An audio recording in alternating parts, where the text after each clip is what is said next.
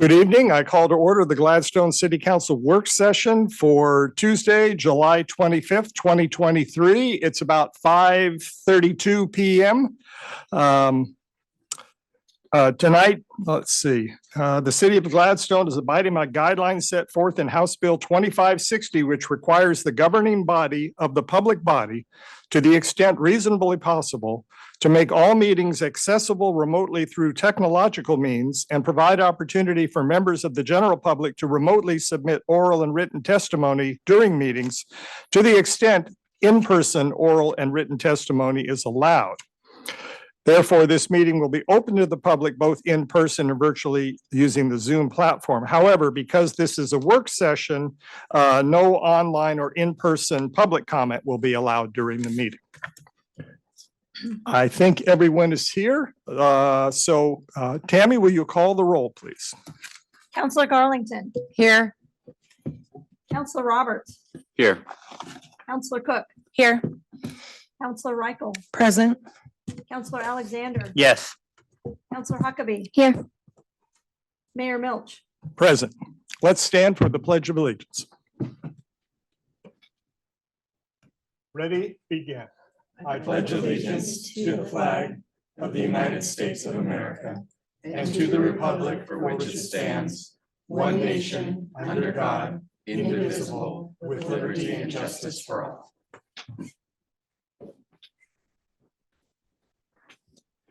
We have three items on our work session agenda tonight. First is a presentation from Clackamas Community College and information about their bond celebration. Next, we'll have an update on the 2023 through 2025 adopted city council goals.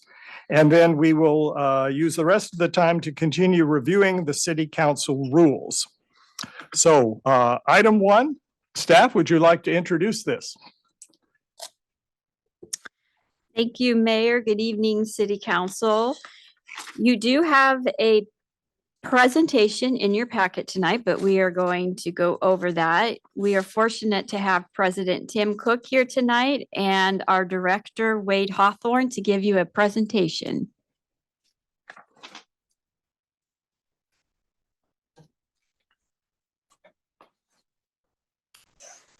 If you push the button on the speaker, that will come on and stay on.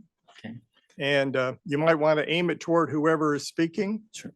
Mr. Hawthorne, we appreciate that you not only keep us hydrated, but educated as well. I was going to say. You're a man of many strengths and interests, so welcome, and we look forward to your presentation. Yeah, thank you, Mayor Milch. So yes, I was here not that long ago, right, to talk to you about water, but I'm here tonight to talk to you about something very different, right? So another one of my roles is I serve on the Board of Education for Zone 3, which is represented in large part by the city of Gladstone through the Board of Education at Clackamas Community College. And we're really proud tonight to be able to come to you and talk with you about a number of things which have been going on up at the campus, but in particular, a number of major improvements that have been done through the 2014 bond. And with that, what I'd like to do is introduce my proud colleague and the president of the college, Dr. Tim Cook. So I'll let Tim walk you through this presentation. All right. Thank you. Thank you, Wade.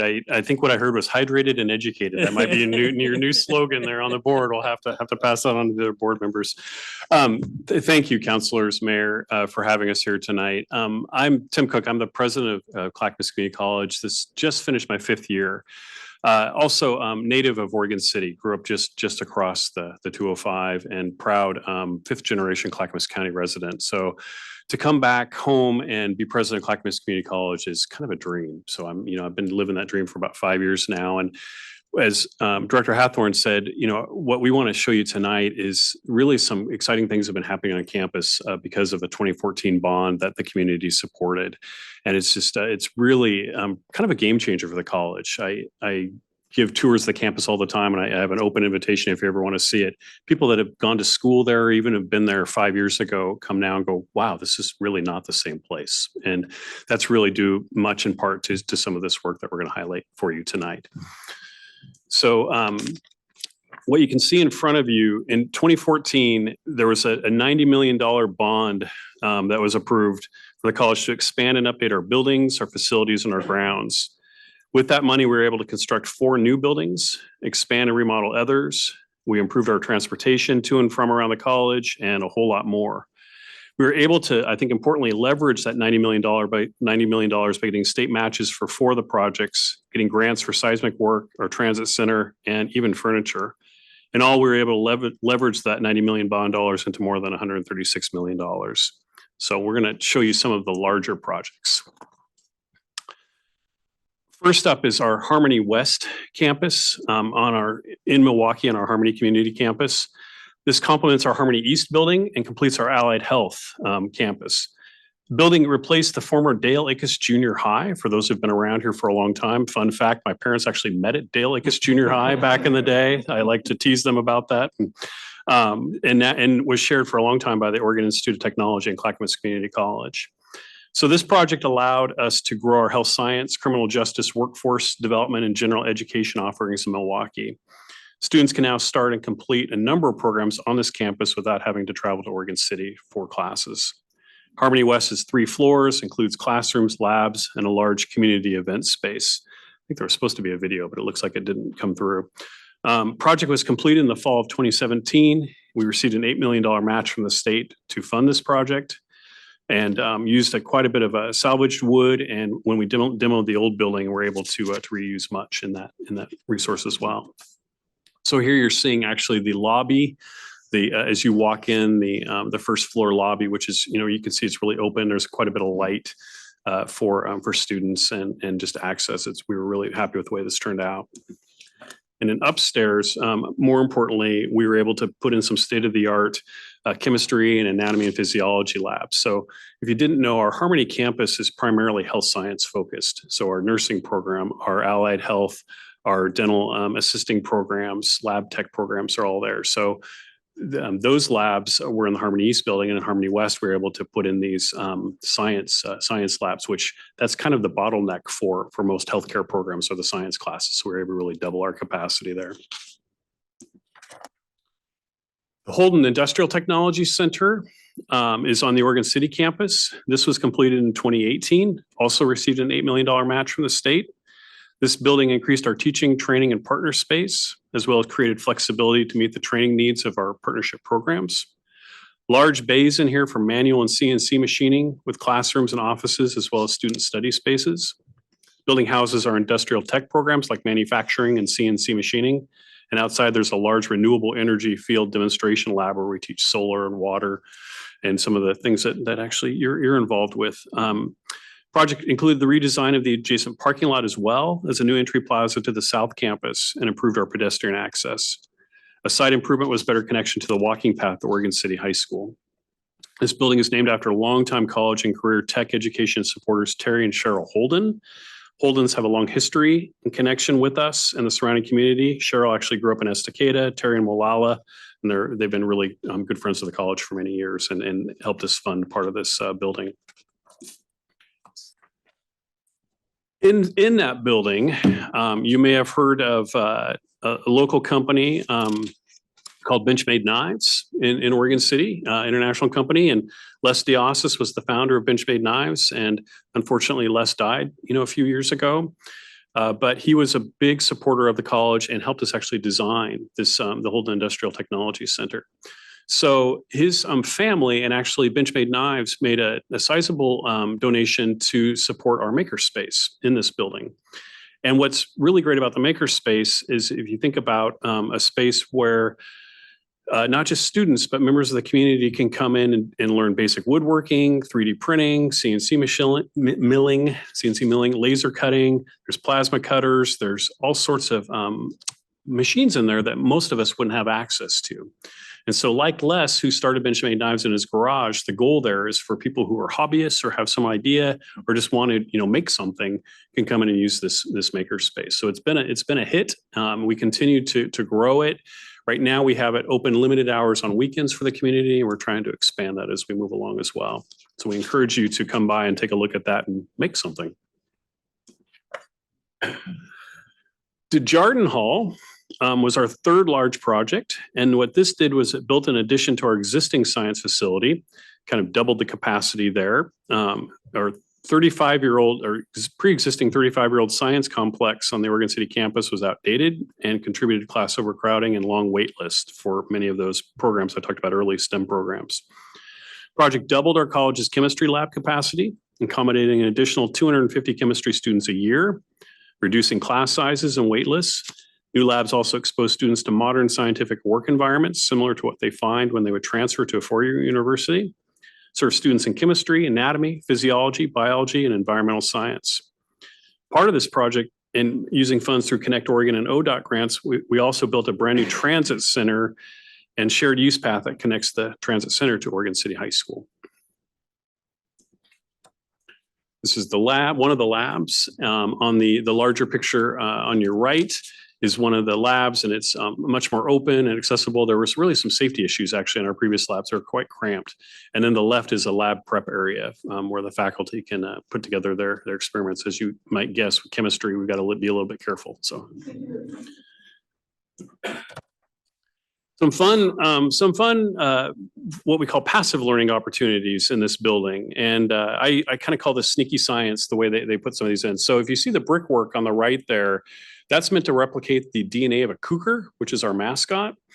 And I remember watching that being built, and they had the brick layer there, and then the foreman with the chart and like making sure the colors were all right and all the rest. It was quite an ordeal.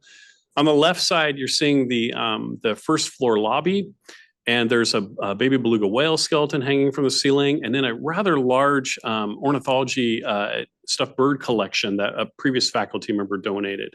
So there's a number of things like that kind of throughout that building that, you know, students that might be hanging out, studying, or just relaxing can be exposed to some science opportunities.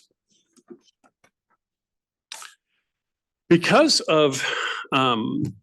we have the Holden Industrial Technology Center, we were able to expand our automotive center by essentially double the size of it.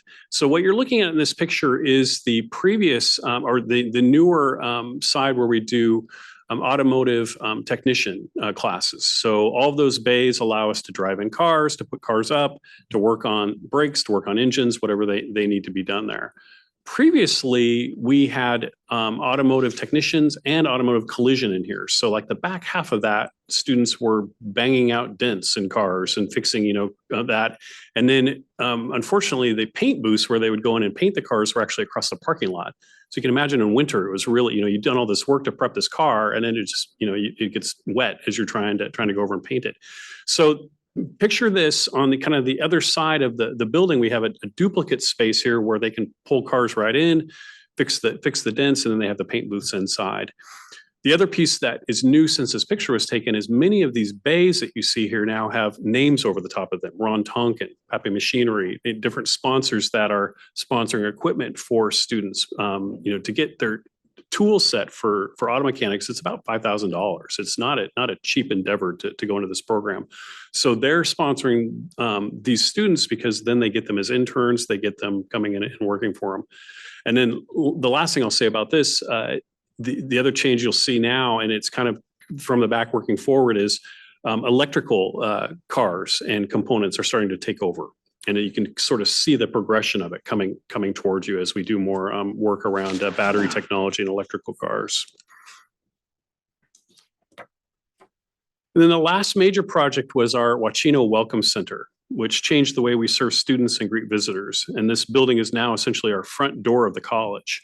So prior to having this building, if you had ever been on Clackamas Community College, there wasn't really a place to start. You could come on, and we actually did some research and found out that students were going to as many as 5 different buildings to try to figure out where to go. And that's not a good way to do business. It's not a good way to help people. It's a way to really get people frustrated. And so this building has really been a big change for us now. As you drive in off of 213, it almost kind of pulls you to it, the way the plaza was designed and the building itself was designed to get you in and get you started here. So it houses our student services, our advising, our counseling, our financial aid. This is a place where, and I'll show you a picture here, where the secret sauce, so to speak, was that as you walk in, there's a big, actually bigger than your dais, welcome desk that people can come to. And regardless of the question, you don't get sent around. Somebody comes to you. and helps you figure that out, whether it's a financial aid issue, a counseling issue, or something else. So it's made a huge difference. And literally from the day we opened, that building has been busy. I mean, people just know to come to it. It also connects to our existing Bill Broad Community Center that some of you have probably been in, but that was given a facelift that is really fundamentally changed the way it looks too. Housing our student government, our disability resources, our multicultural center, our vet center, has better study spots and easier access to our cafe. I'd encourage you again to see that. And I hear this constantly, people that had seen it years ago, I can't believe it's the same building. And literally it was paint and some glass. And I was like, boy, we should have done this years ago. It's amazing what a little bit of paint will do. When planning our Welcome Center, we knew we wanted to honor the indigenous tribes whose homelands the college campus literally resides on. After much research and discussion across the college, a small team of us met with the Grand Ronde Tribal Council with a proposal to name the building. And we actually went and to be respectful, we said, we want to really honor, the Clackamas people. What would you suggest that we name this building? We expected that they would give us probably a Chinook word for welcome or, something along those lines. And what they asked us to do was they said the most respectful thing you could do is name it after Chief Dan Wachino, our last chief that we had before we signed the treaty and moved to the Grand Ronde Reservation. And we were actually quite surprised because, if you look back in the history, that's quite a difficult time for them. But they, Dan Wachino is revered by the Clackamas people. Cheryl Kennedy, the longtime chair, she's a direct descendant of his, and literally started tearing up when we said, yeah, absolutely, that's what we'll do. So they came and helped us open the building. They had a nice ceremony to help us open it. They've been partners with us now ever since and have helped us put on Indigenous Peoples Days. They've come and give lectures and just been a really good partner. So we're really proud of the Wachino Welcome Center, and it all helped us all learn how to say Wachino, which was also a nice, nice outcome of that too, because it took a minute. And so here's that big desk I was telling you about. This is literally from, as you walk in the front door, that you see that huge desk, and there's usually at least a couple students there that help get you where you need to be. Upstairs, you can see on that smaller picture, it's really light and bright in there. There's actually a view of Mount Hood at that far window all the way down, which is kind of a nice outcome we had. Just really a great building. Fun fact that by the welcome desk, you can see to the right, there's a student sitting at a table and there's some lighter colored wood. That's old reclaimed wood from our bleachers that we saved when we redid our bleachers. And there's nobody's names carved in it, I can tell, but it looks really nice. Another inside picture of some of the downstairs and upstairs areas. And you can see it's just a really welcoming space. Then the final projects, and literally with the last fumes of the money, we were able to renovate Roger Rook Hall, which is right next door to Wachino. And this used to house all of our student services, our admissions and our financial aid. And because we were able to move all of them out, we had this whole first floor now that was kind of an open space. And what you're looking at in that picture right beyond it is essentially our boardroom, but we call it our community room. It's a really large, light, open space that our board uses for meetings, but also communities are coming in and using that space as well. We use it for larger meetings.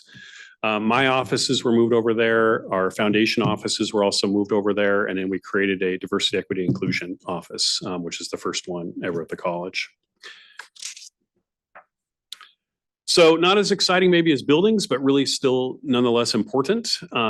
We also were able to use bond money to upgrade our elevators, upgrade our locker rooms to meet Title IX upgrades. We partially funded the extension of Myers Road and added a third entrance to the college. Made stormwater improvements, roof replacements.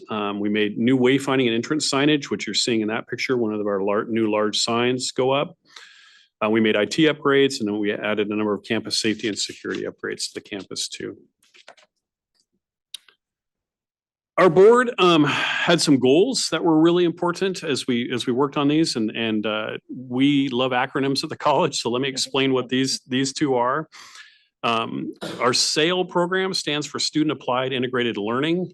And the whole goal of this program was that we encouraged our architects and contractors to involve our students in these projects, whether that was through internships, mentoring, job shadowing, or just kind of field trips to see what was going on. Our goal was to get 1,000 hours or more of student participation. We ended up almost double at 1973. So that was exciting. And then BOAT stands for Business Opportunities Achievement Target. And this was where we encouraged employment opportunities for, and we encouraged contractors to hire minority, women, and veteran-owned businesses, as well as emerging small businesses, local small businesses, when they were hiring their subcontractors. And our goal is 10% of all construction costs to fall under those minority, women-owned, veteran businesses, and we got to almost 30. So we're particularly proud of that goal as well. And yes, we're throwing a party in about a week and a half. And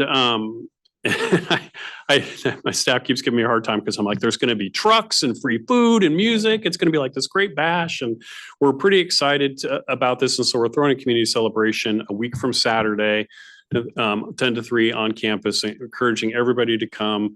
And there will be lots to do there. We've got a number of short classes, interesting classes that faculty are putting on. If people want to do those, there will be bounce houses for kids. There's the touch truck kinds of things, lots of free food, and there will be a number of bands and other music throughout the day. So hopefully you'll be able to come to that.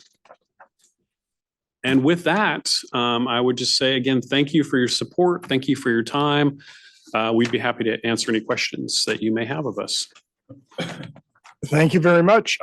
This is the second time I've seen this presentation because I'm the liaison to the school board and you presented to them a few months ago. And now it's a little closer to the actual celebration event. Did I do any better this time? Oh, it was wonderful both times. Okay. We could only dream of being able to leverage $90 million into $136 million. And we hope that somehow those skills will rub off from our having heard this twice.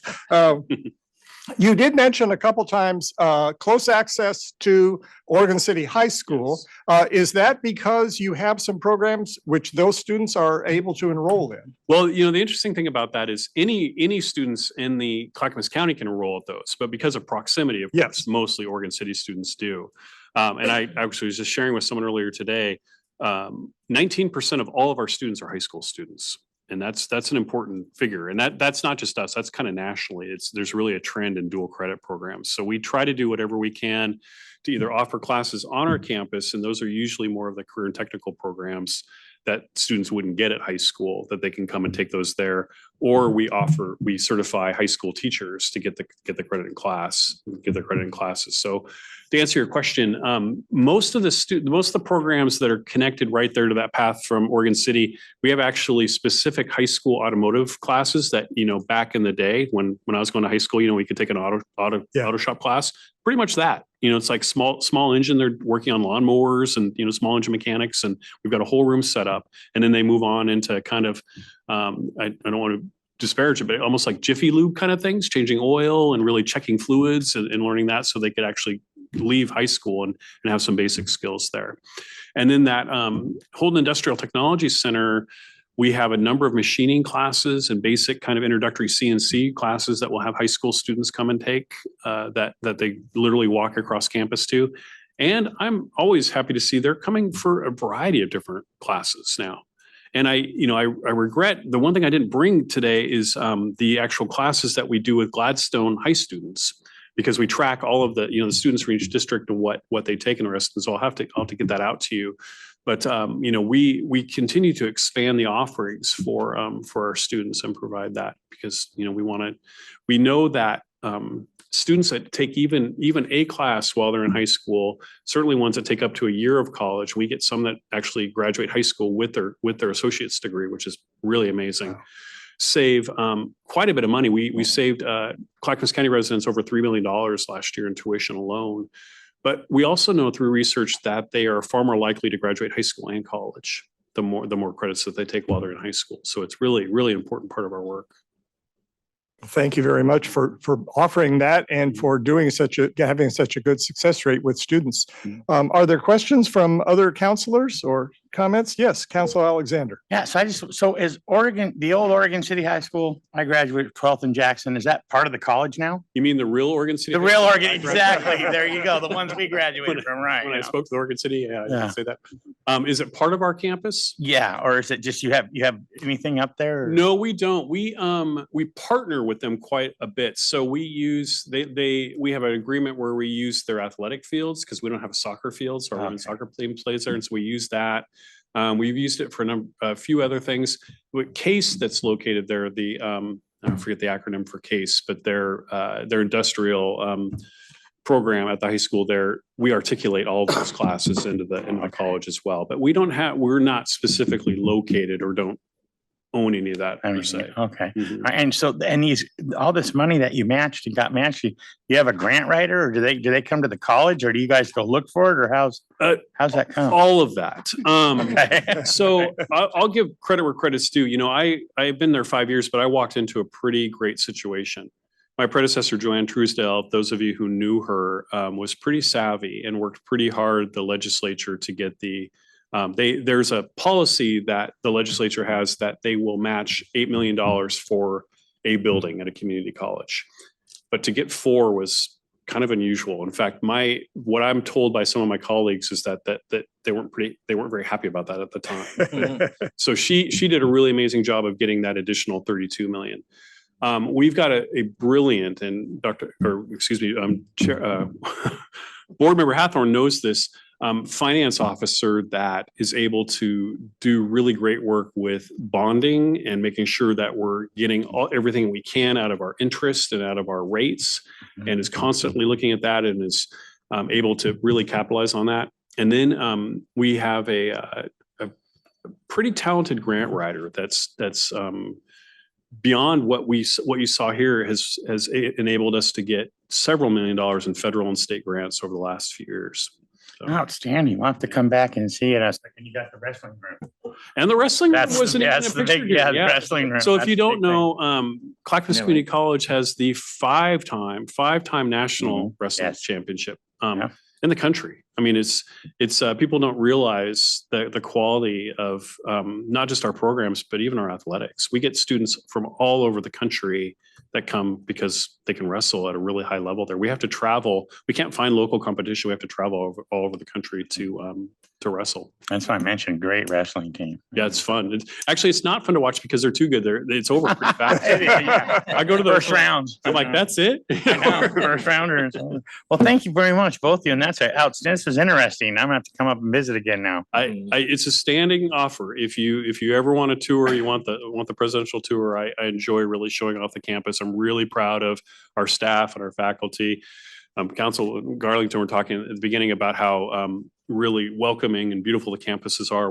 Our facilities crew is fantastic. I mean, it's just I'm more than happy to show any of you off, show it off to any of you. Mhm. Counselor Cook? Yeah. Great last name, Counselor. Thank you. So you mentioned that you have a new DEI office. I'm curious when that was founded, and have you realized any benefits from that program, or can you tell us some of the realized benefits? Yeah. So I'll have to back up. There had been work prior to my coming. We'd had a DEI committee that had been working, and I knew, and the board, when I interviewed, said DEI is really important to us, and we want to make sure it's important to you. And I said, well, it's very important to me, and in fact, it's probably part of why I would want to come here. And what I found was we had a committee, but not much of a plan. And so we spent probably most of before the pandemic, 2018 through 2020, working on a pretty comprehensive, and I would say overly comprehensive, DEI plan. And part of that called for hiring a DEI chief diversity officer and creating an office. And so that position, I think it's been a little over 2 years now that's been there. I can tell you there are quantitative and qualitative improvements because of that. Our faculty, or the diversity of our faculty and staff has increased. Our student diversity has increased. you could make the argument that probably the student diversity is going to increase anyway because of the demographics of Clackamas County.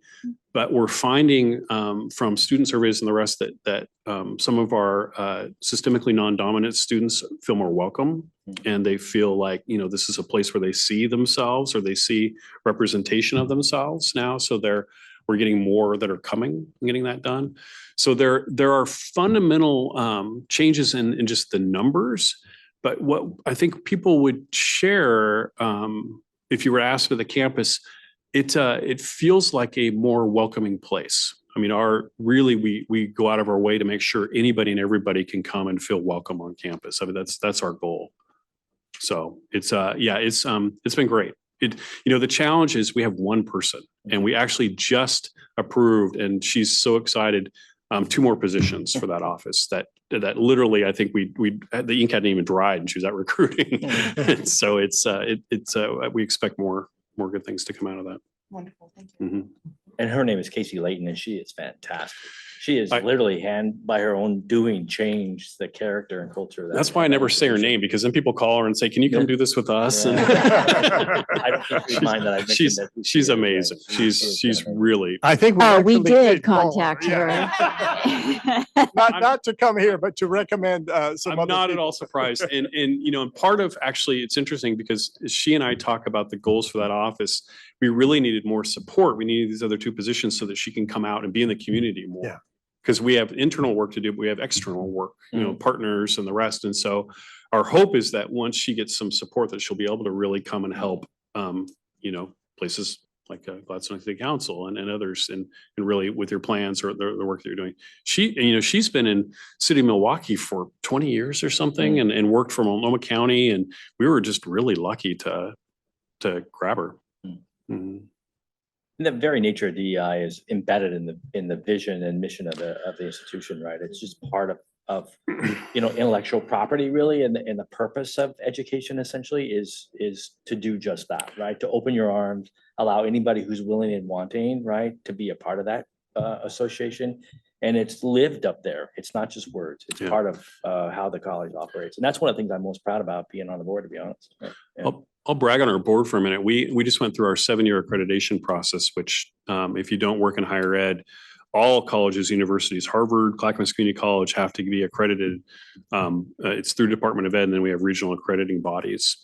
And it's a very comprehensive process. You get a whole team of people that come out for several days and look at everything. We wrote a self-study that was 160 pages of all the things we were doing.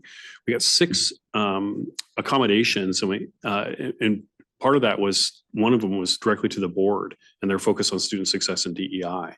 I don't ever see accommodations for board members when I look through some of these other things. That's really a credit, and I'm able to do my work in promoting DEI, and Casey is as well, because our board's like, this is who we are, this is what we do. So it's been fantastic. Yeah. Other counselors, questions, comments? Counselor Huckabee. Thank you. Presentation is wonderful. Thank you so much. It's been exciting to see the enhancements up there. I was able to attend Indigenous Peoples Day last year with Fantastic.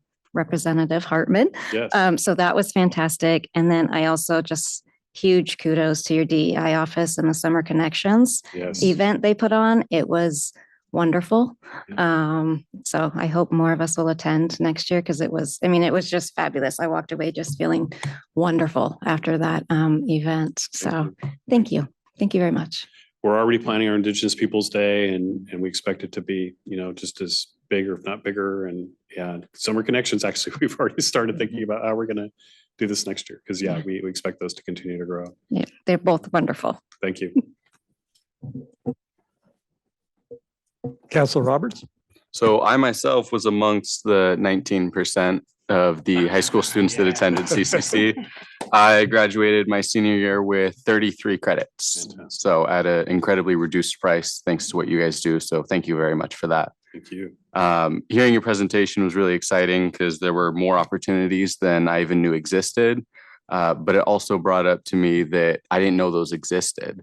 So I read all the emails from you that when you brought those out, and I was trying to stay abreast of as much as I could, but I didn't know classes like automotive specifically for high school students existed. Yeah. So I would just be interested to know if there's more of a plan to broadly advertise that, because Yeah, thank you for that. It's a pretty complex place. And so we try to do what we can. We have a whole team of folks that work with our high school counselors and principals and actually go out and try to really talk about all of our programs. We invite folks to come in and do that. And then of course we market where we can, but we still miss some of this, or people aren't aware of all the things there. So that is good feedback, and we'll continue to try to figure out how to get the word out, because that's the kind of thing I hear. And I was like, oh my gosh, missed opportunities where somebody, could have said, oh, wow, this is something I'm really interested in and I want to try it. And I didn't know it was there. And just, so I'll go back and we'll talk more about how we get that word out. But yeah, and you're not the first person to say that. It's like, I had no idea, that was there. How do we know? And it's, if I can grumble just a minute, you hear a lot from you see a lot of advertisements on TV by the for-profit colleges. Their marketing budgets, in some cases, are almost half of their entire budget, just by TV. Ours is like 2% of our entire budget, Maybe. So maybe, yeah. Not after COVID. Right. And so it's, so I'm, that's a little bit of a challenge that we have about how to use our resources. We're pretty thin, we're able to do a lot as a college, but we, as you can see from just how we capitalized on the bond money itself, we run a pretty thin margin, and so we have to make choices. But thank you. yeah, of course. And I was one of those people out there that read all the emails and stuff. So Which is also impressive. spend too much time doing that. But I think just getting out there in the classrooms, not so much the global presentations that you would come in and do to the entire student body, but get in the individual classrooms. I think that's what I noticed made the most profound impact on the other students, getting in there, because the classes you guys are offering are the ones that aren't just required classes in school. Those are the ones that people actually have to test into or are striving to be a part of and to achieve in that field. So getting in those classrooms, I think, makes the most difference. Yeah. Thank you. Thank you. That's great feedback. Yeah. Well, I just want to say thank you. This was a fabulous presentation, and I've been a true believer in Clackamas Community College, or in community college, period. I think that every child should go before they try to fly the coop and spend a lot of money.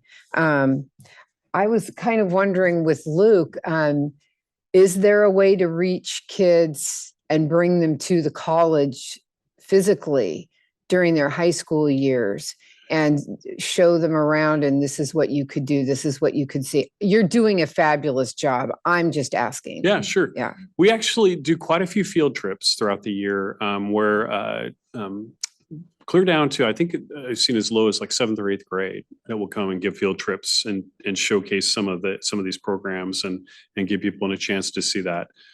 So, that's something that, with our partnerships with the high schools, as they build it into their career classes or their curriculum, to do that and bring them over. We also, in the summer, host a number of free summer camps. We've gotten grants to do that. And those are a great deal. You actually get credit, college credit, for coming for a week and studying technology or automotive, or, we have a whole slew of them. And typically they're for juniors and seniors, high school juniors and seniors. And that we push out. Usually we push those out in spring, and then run these summer camps to get people exposed as well. So yeah, there's more that we can do there. I share this often too. Our automotive students, our machining students, get jobs before they're done. There's huge demand for them. And we get calls all the time from businesses saying, can you give us more graduates? And we're like, we just don't have them. Post pandemic has been so interesting, trying to get people to come back to school and do this when so many places need, are paying so well. So probably our biggest challenge right now is getting students to come in and really see the opportunities and take some of these classes. You may have heard, I don't talk about this in presentations anymore because we're in our 5th year of our Metallica Scholars Program. But we were one of the first colleges in the country to be awarded a grant from the band Metallica, which is crazy. Like I used to get everywhere I go, I used to go ask, how do you guys know Metallica? And I was like, we applied. We had this really creative application saying support our heavy metals program, and we had this really cool logo and everything. And so they gave us $100,000 and for students for equipment, for welding, for automotive, for manufacturing, all these things. So if you need your welding hood or your jacket or whatever, they funded all that for students.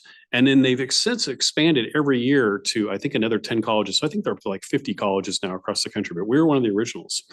What was cool and what remains cool about that is they allow us to use their music, their logo, any of their stuff. So for parents and for even some students to see Metallica Scholars, we had these shirts made that say Metallica Scholars on them.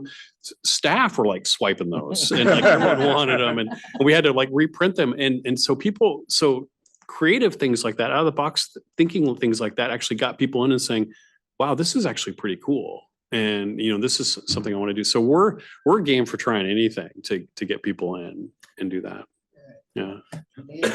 It seems too, sorry, we're just having so much fun here.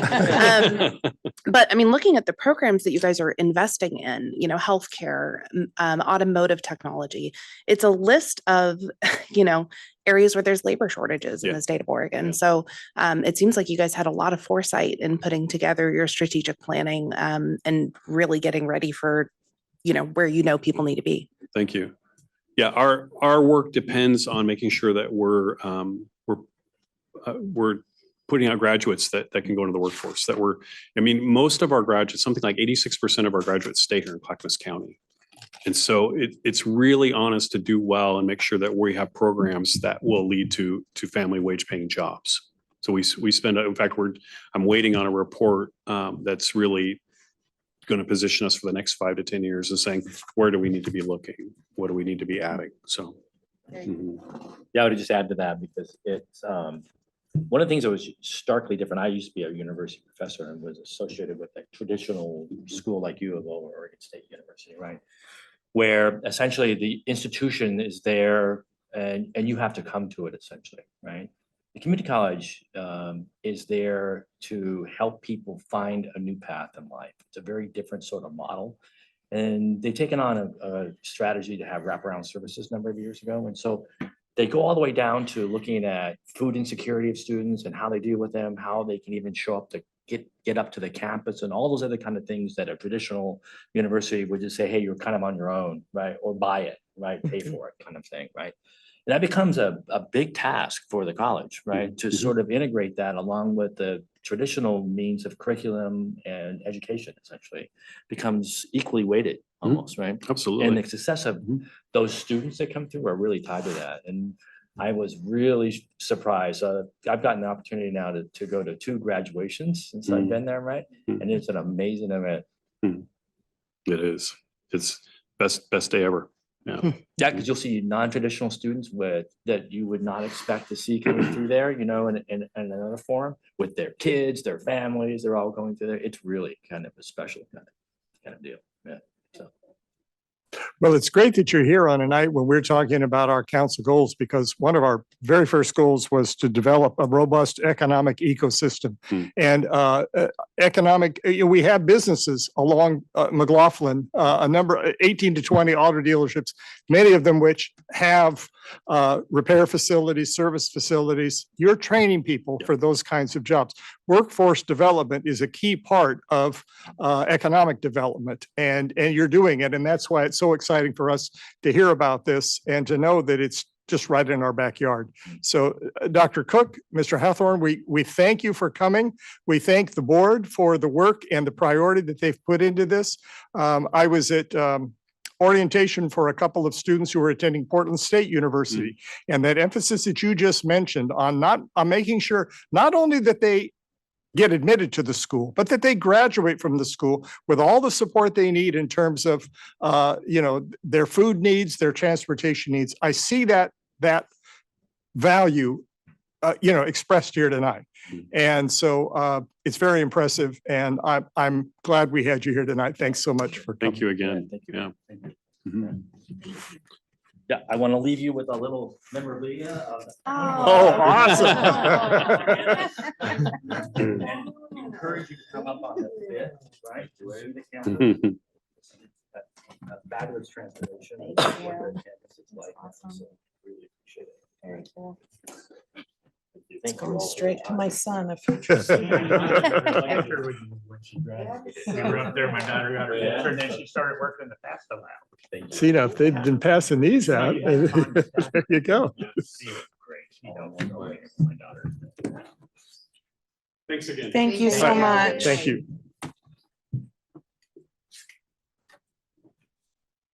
All right, and as I mentioned, our next item is an update on our adopted city council goals. So Thank you, Administrator Betts. Mayor, City Council, I sit here and I'm so proud that we have the community college in our area here. And you think about all of these partnerships and, one that Police Chief Schmerber and I have been talking about is law enforcement, criminal justice. How do we tap into working with the college on that?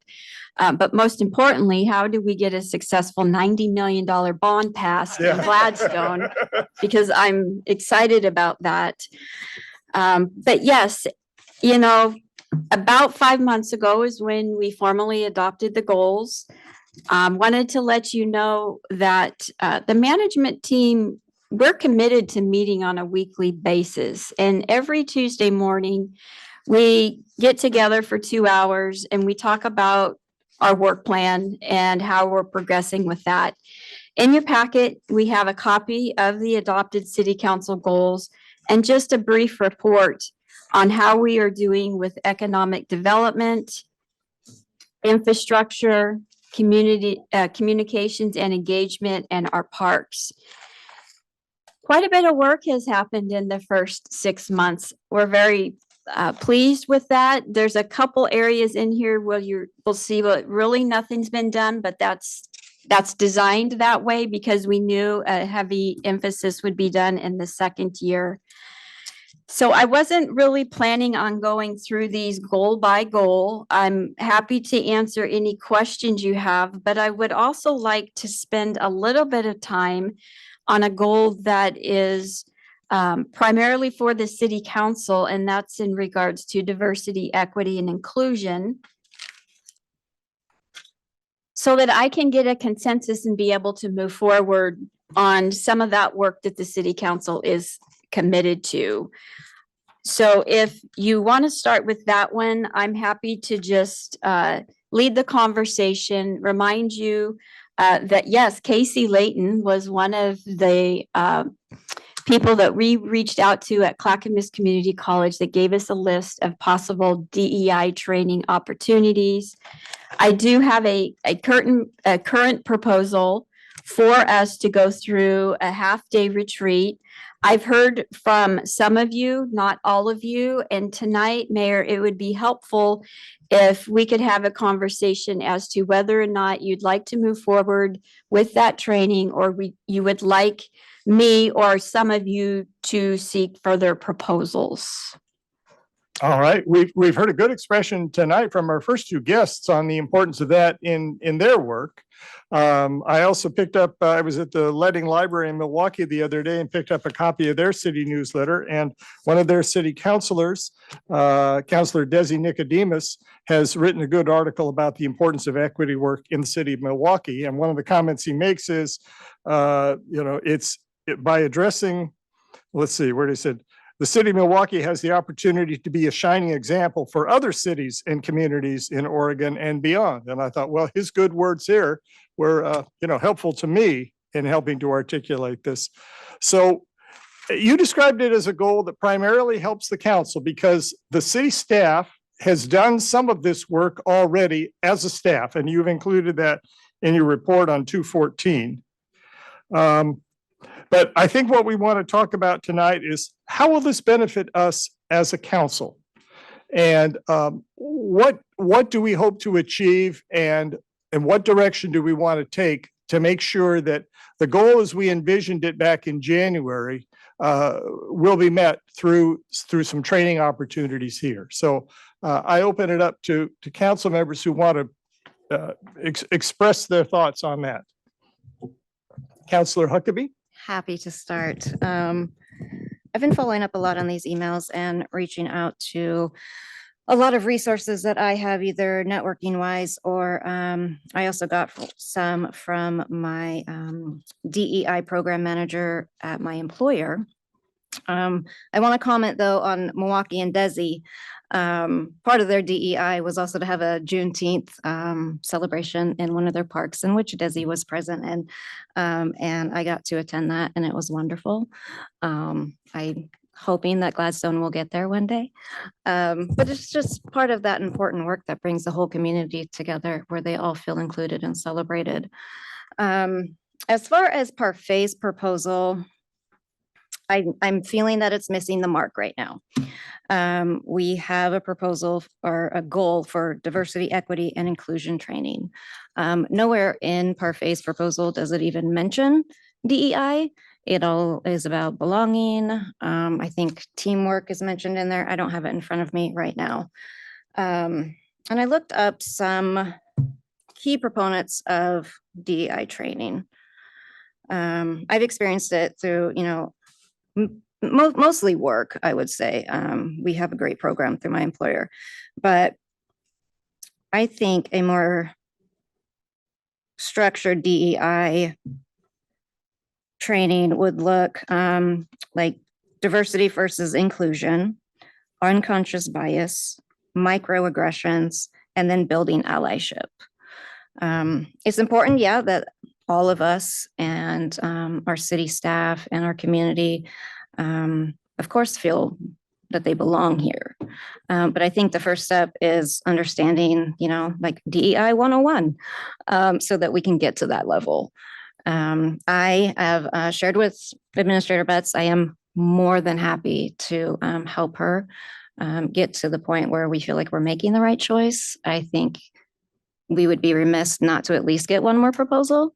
I have, looked at some websites and seen even maybe some more cost-effective ones for in-town local presenters, where we wouldn't have to pay for travel and lodging and all of those extra expenses that we would Parfait, for instance. I do not have an issue with Parfait at all. I just think that there's other ways we could explore it that might be more meaningful to us.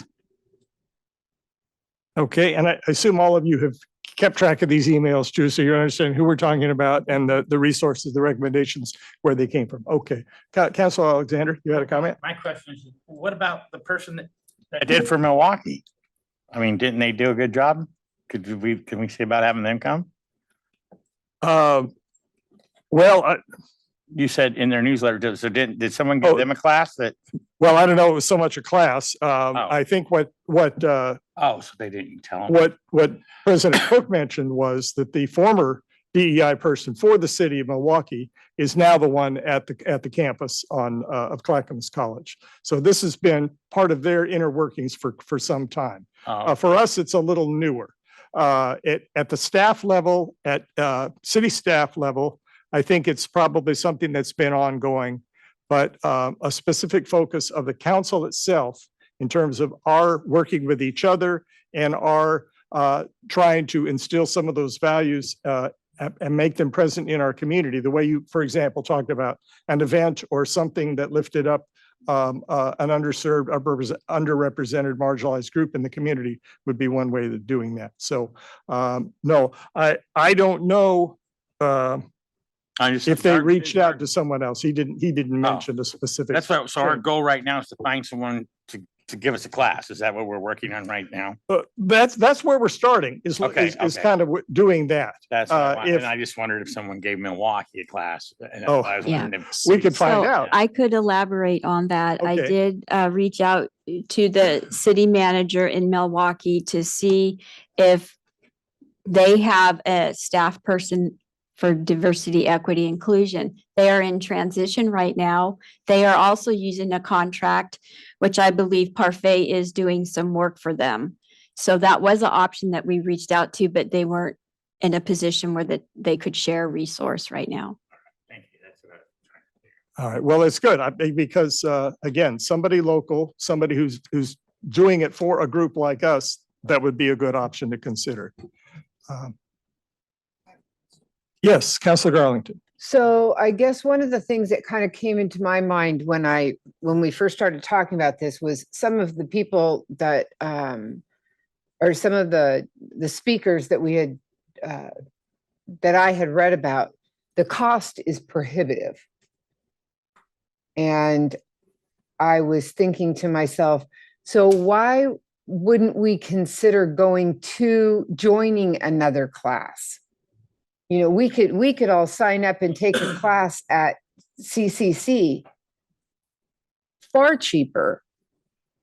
And I use the word cheaper, more cost effective. I'd like to use that word than it would be to bring one person in here to talk to 7 people. And given how tight the budget of the city is, I think that that's something that needs to be addressed. And I would love to take a class, and I'm not opposed to going out and doing it with another community, another group of people. Someone's got it signing up somewhere, and instead of it just being us, because just being us sometimes isn't out there enough, in my opinion. Can I speak to that a little bit? Yeah. Just from my perspective, Yeah. I see us as a team, and I want to experience this as a team with us together, because I feel like it's provides us an opportunity to continue to work together, to connect. And whether it's, I guess for me, it's not so much, the class itself isn't about being visible that we're taking the class. Like, you know, we can educate people that we did, but having that experience together, I think, is what's important to me, that we as a unit go through that process together. I guess that's how I feel about it. Yeah, sorry, go ahead. I would also like to add that we have, you know, it is the 7 of us. These are geared towards what do we need to work on as a council? Like, you know, we have, as, you know, Michael has said, Mayor, sorry, we have varying levels of experience with DEI. We can't tell that class instructor to cater to us, especially if we're going with a lot more, you know, other people. So here it is how we can incorporate this into Gladstone. It is more, I want to say one-on-one, but 7-on-1. And really, you know, each of our comfortable levels. And Councilor Rickles, right? You know, like we really agreed to this as a team, and it needs to be worked on as a team. I don't think it needs to be public. Oh, I'm not saying public. I'm just trying to, you know, I'm just trying to be open about what it is we're trying to go after here, because very few of you have ever, I mean, we've been on the council now how long together? 8 months. So let's count people, how many times any of you picked up the phone and called me to do something or a project or move something forward. So, I mean, I have to wonder what are we trying to get out of this? I think I love that question. Okay. I'm very excited. I love that question, because I feel like from my perspective, there's 2 different things that we're talking about here. Yeah. One is education, which Councilor Huckabee, I 100% agree. Like, I think I'm a little uncomfortable with this proposal because it seems like we're shying away from actually talking about DEI and instead using belonging as a euphemism. And so that makes me a little nervous that, like, we're not going to get into the real, you know, Right. tough stuff that we need to move through. Yeah.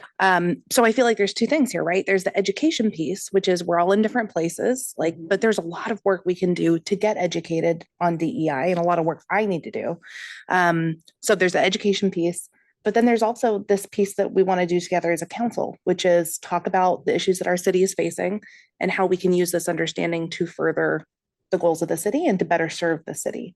So if we're just throwing spaghetti at the wall here, one idea would be to do some sort of, I mean, if we really are, you mentioned that you'd be willing to do some education stuff outside of this class. I would as well. Love that opportunity. So maybe there's an opportunity for us to do some education and take some classes on our own time individually to learn about some of these specific skills that Counselor Huckabee is talking about, microaggressions. Heck, you had a Unconscious whole list. bias. Thank you. Unconscious bias, right? There are these hard skills and these hard concepts that take a while to work through. And frankly, like we only have 4 hours on a Saturday, like it's a lot to chew on. So, if the council was willing to say, hey, I'll take some time to work through this on my own, and then maybe revisit together as a council and talk about what we learned, how we think it applies to our work as a council, and what we think we can pull from that education to be able to work together and achieve our goals. That's a great idea. I think that's sort of what Mindy was almost saying. If we all took the class together, like at the college, if they had a DEI class or they put it on, Jackie signs us all up and we all go to that class. You know what I mean? That would be, then we're all together as a team and we're still getting factual crux of what we need. I did take a look at their fall catalog and did not see a class specific to what you're asking for, but that would take some follow-up work if you wanted me to look into it. It also might involve like a Monday, Wednesday, Friday. It depends on what time they teach that. But when I did try to prepare for this prior to, and I didn't see anything in their fall catalog. Maybe a different college has something else that we can look at. I've been out of the business world for a number of years, and it was long before this was done more widely in the business world and in corporations. Are there courses that people take, online videos that people watch? I assume people created content that's more geared for an individual to have a session where they try to learn something and reflect on what they learned and give some feedback to how it impacts them. I'm looking to you, Councilor Huckabee, because you're the one who mentioned having more experience of this in your workplace than I had recently in mine. So We tackle it numerous ways. We have just kind of coursework where you're not really interacting with anybody, just the module, I'll say the training module. But we also outsource to DEI professionals and have like fireside chats, and employees will sign up for that. And, there's training, there is back and forth Q&A. And then some of them also just record a video. And then you would, after the fact, watch the video to learn that way. So multiple different ways. okay. All right. Who we not heard from? Councilor Roberts, do you have comments, questions? The other thing that I'm aware of at my age is that there are generations younger than me for whom these issues, you've grown up knowing about them. Me, I had to start hearing about them somewhere in the middle of my life. So whatever you have to bring to this conversation, I'm eager to hear. If you.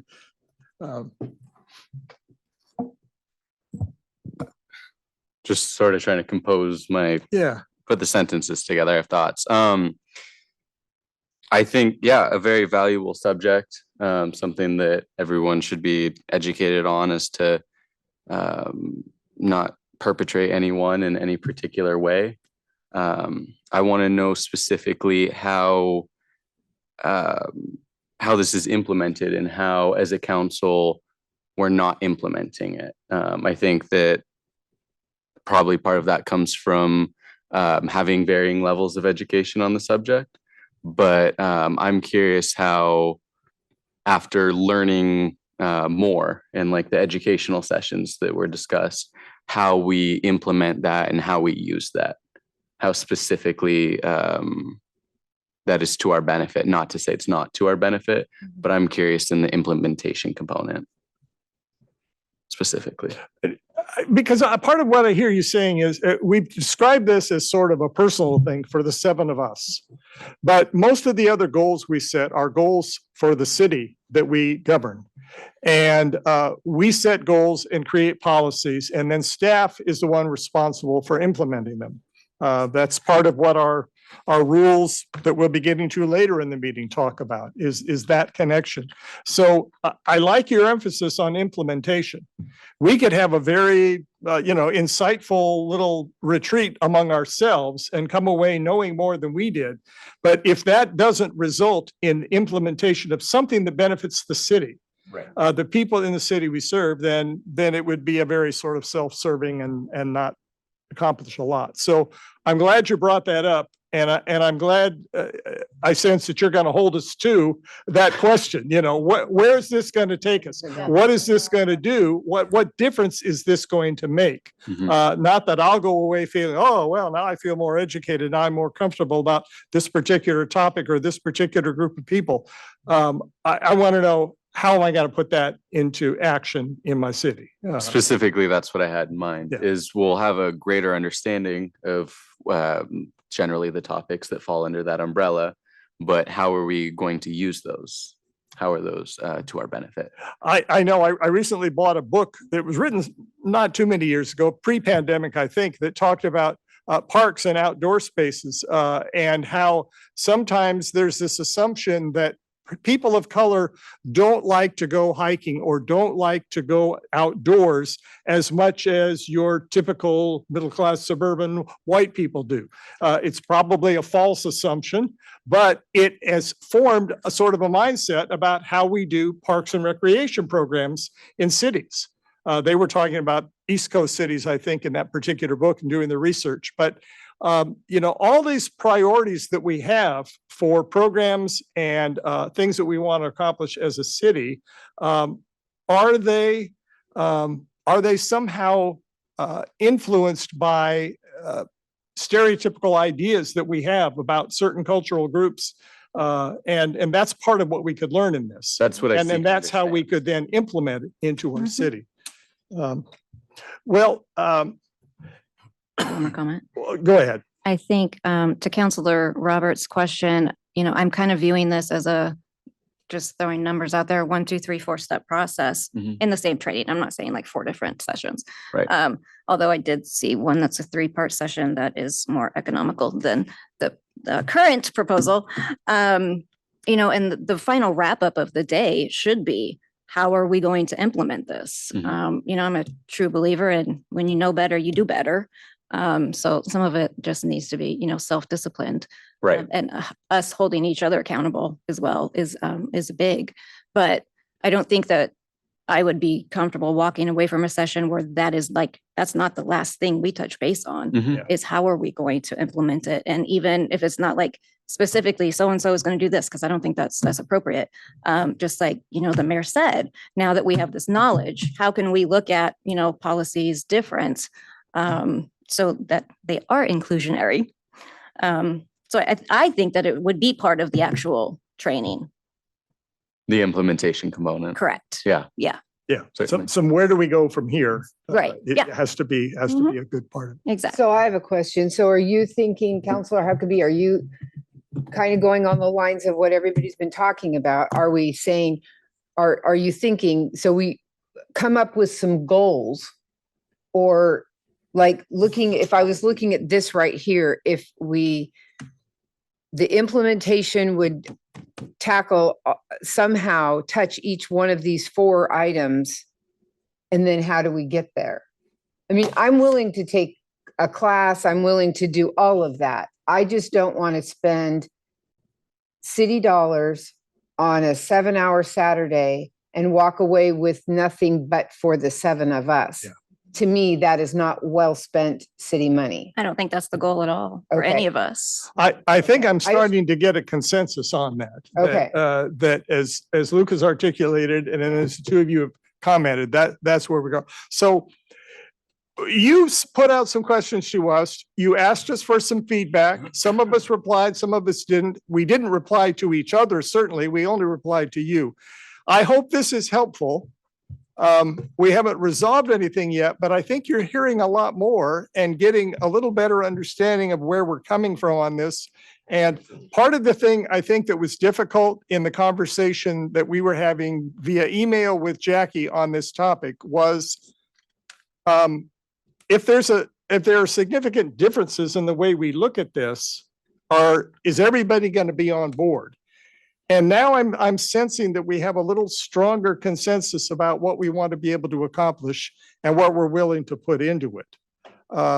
And so Administrator Betts, are you getting that a stronger sense of where we are in this than you had a week ago? Or do you have questions for us? What would you need some clarification from us? I think this is really good conversation, but I'm not walking away from here understanding what my next action items are. So I'm assuming that we're telling Parfait no, thank you, on his proposal.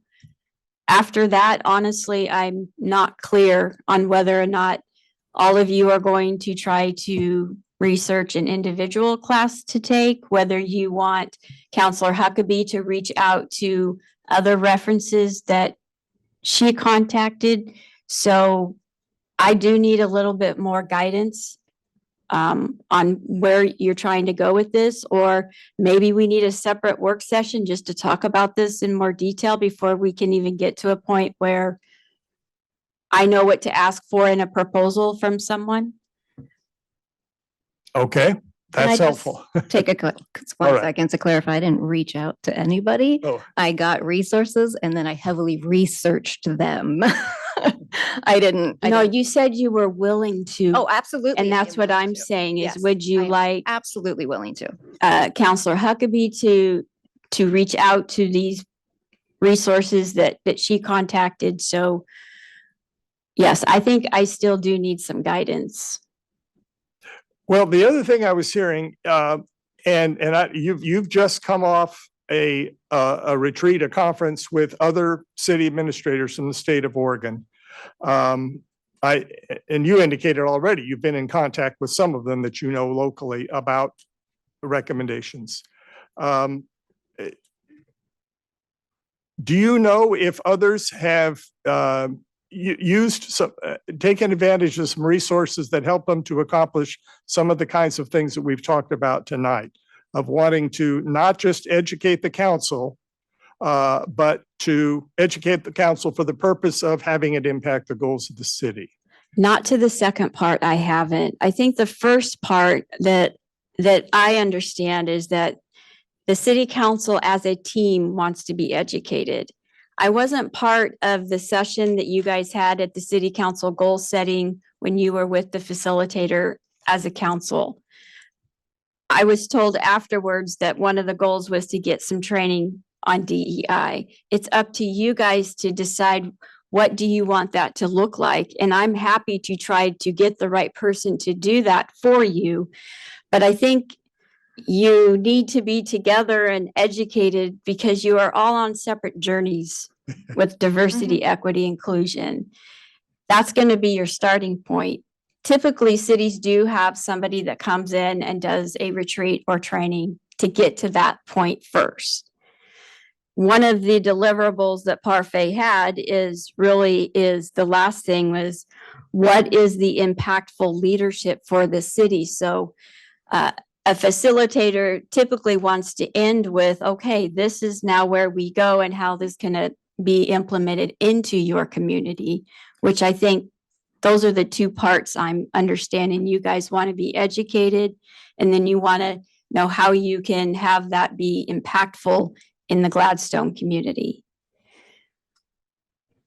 My suggestion would be in Parfait's proposal, that part 4, right? That you just did you have that memorized? Do you have that written down somewhere? That was awesome. So that was this part 4, right? Was what's the impact? What do we take away from that? I feel like that could be its whole session, like a whole 4-hour retreat, assuming we do pre-work, essentially prerequisite with some of the hard skills that Counselor Huckabee is talking about, microaggressions, under implicit bias, so that when we do that homework ourselves, like you suggested, right? Like we do that homework, we all get to more of a similar starting place where we're using the same language, we understand the same concepts, and then get together for a 4-hour facilitated discussion where we try to answer that question of, what do we do with this knowledge? How do we apply it in our work for the city?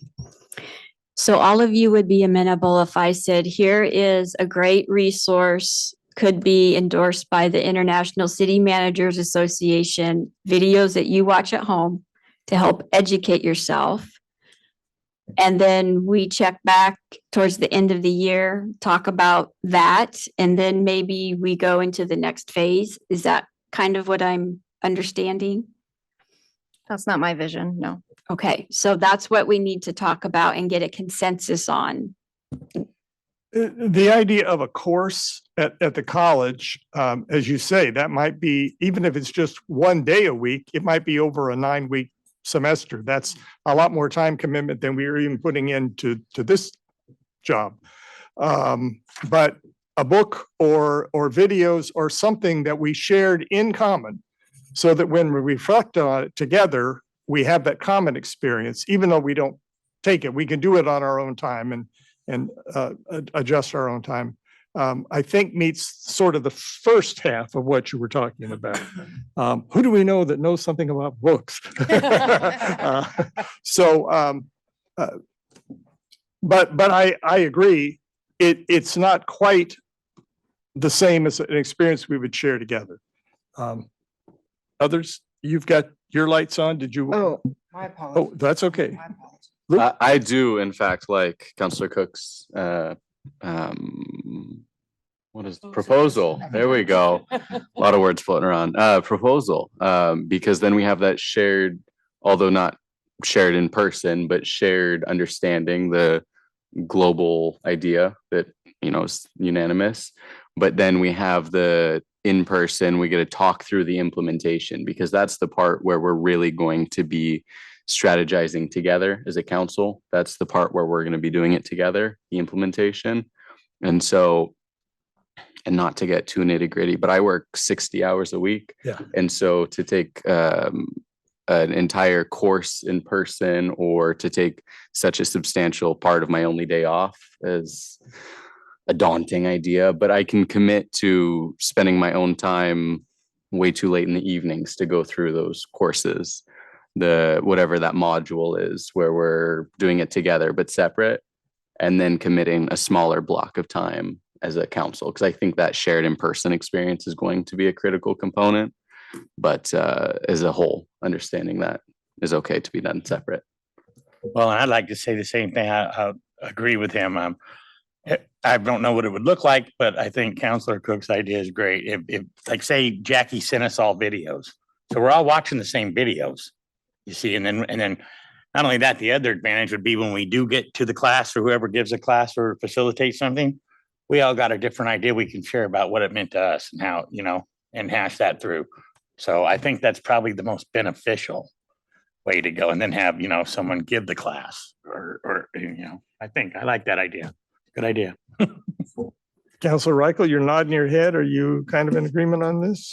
Yeah, I mean, again, like Luke and like all of us up here, we all have busy personal lives, work lives, and time that we commit to the council. However, yes, volunteer time, unpaid. You know, however we get there, I think the critical piece for me, and it sounds like this is kind of what we're all echoing as well, is that at the end, the implementation and coming together, I feel like it's necessary for us to have some aspect of this as a group, because I think it will unify us and allow us to support each other through the process of learning, because we are all on varying paths, just like you all have said. So I think however we get the information, the education piece, I'm flexible with that, but I do feel like we need to come together at the end. That's just how I feel. All right, let's go back to Counselor Huckabee. Your thoughts? Again, it's not as you envisioned it as you started talking about this, but I'm finding more consensus among the council as this is an approach that people could, if nothing else, work into their schedules. And tell us then, you know, or give us your reaction. A couple of things. One, I truly think that it's not going to be the same. We are not going to get the benefit if we are not in person, interacting with the facilitator at the same time, you know, asking our questions about, certain instances, examples that happen in this community and the people in this community. Two, other cities, as Administrator Betts says, have somebody come in, and I'm assuming those are successful. So why would we take an already successful approach and then split it apart? And then third, we will now have to pay for courses and a facilitator anyhow. So you are now increasing the amount of money it's going to cost. Because courses aren't free. Just an idea. If we do the pre-education piece ourselves and perhaps we can find resources that are free. I mean, I haven't dug hard on that, so I don't know what's available and the quality of what would be available. But if we continue to seek proposals, perhaps just to compare to what Parfait has already provided us and see if we can find, we do pre-education of ourselves while we continue to look for some form of a workshop or retreat that would benefit us. With the pre-education, I'll be like, hey, is there not video? I mean, like a video, there's not a class, like a video class, like DEI 101 or something, that is an hour on YouTube that we could all watch. And you know what I mean? Is there not stuff like that that wouldn't cost, and then spend the money on the facilitator and not so much to just getting to do the end of it, the implementation and how to, I do also see what Counselor Huckabee is saying as far as the value of us experiencing the education as a team. I'm torn here because I feel like we can get somewhere with both processes, but for me, I really do feel that the unity of our team is important. I'm willing to be flexible, and however we decide to make this work, I do completely see the value in us experiencing it as a group together, because it's about our work and how we work together. So like I said, I'm torn. Yeah, even if we all read the same book or watch the same TED Talk or, a training video prepared for this purpose to teach about microaggression or some other aspect of this, we really need a good debriefing as a group to reflect on what we all saw and shared. And, rather than just saying, okay, now we've had that education component, now we put that behind us. There has to be that transition to reflect on it, to see how it affects us, and to identify those examples within our own community where what we learned is we have seen, we have experienced here in Gladstone. I go to the schools with my grandchildren. I know there are things that go on at different levels in the community. There are businesses that, I don't want to get into too many specifics on this, but I don't think it's just a matter of everybody reading the same thing or watching the same video. I think there has to be that transitional reflection done as a group, as a team, so that experience is amplified by having us all shared it in common. I agree. I think what we're trying to solve for, though, I think Councilor Huckabee, you and I are aligned on the hole that we see in the existing proposal, which is specific DEI information. It really makes me a little bit uncomfortable that the proposal really leans on belonging without actually acknowledging that the reason that a lot of people feel like they don't belong is because of a lack of inclusion, which is what DEI education is meant to address. So I think another potential resolution could be, sticking with the same format of the 4-hour Saturday training, but finding a proposal that really specifically addresses the nuts and bolts aspects of DEI, which seemed to be a little oblique in the first proposal.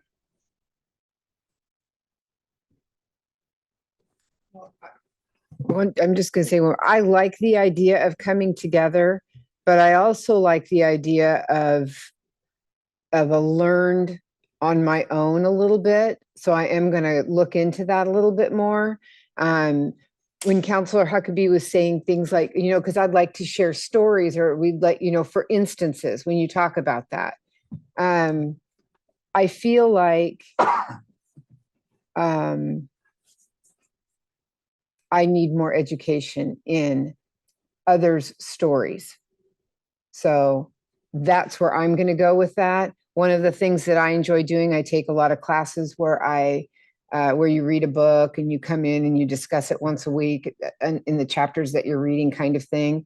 And I'm going to try and find something like that. And if it's not with this group, that's okay, because I'm committed to getting on even remotely the same city. How about the same city? Let's just get on the same city here.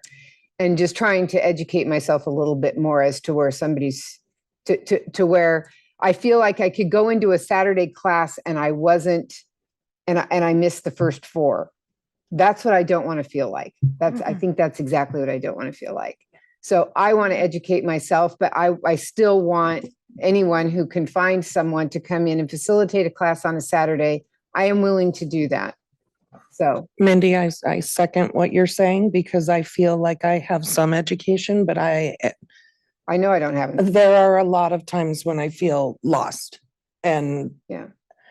I don't think that anybody sitting up here has any desire to make anybody here feel dumb or Oh, no, you don't have to do that. I do that on my own. I do it to myself too. But I think that's part also of the importance to me that we do this as a team, because as many of us have said, all of us are on different levels, different journeys, different experiences.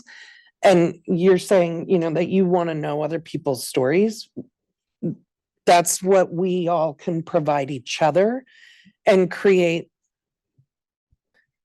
I don't want to sound cheesy, but a closeness between us, or a bond that allows us to hear everybody's stories together, hear somebody else's stories, bring stories that we've read, those kinds of things. And I think that is maybe the critical piece that I feel is important, is that we support each other through all of our varying experiences and levels that we're at, to be able to be at the same level together eventually. Yeah.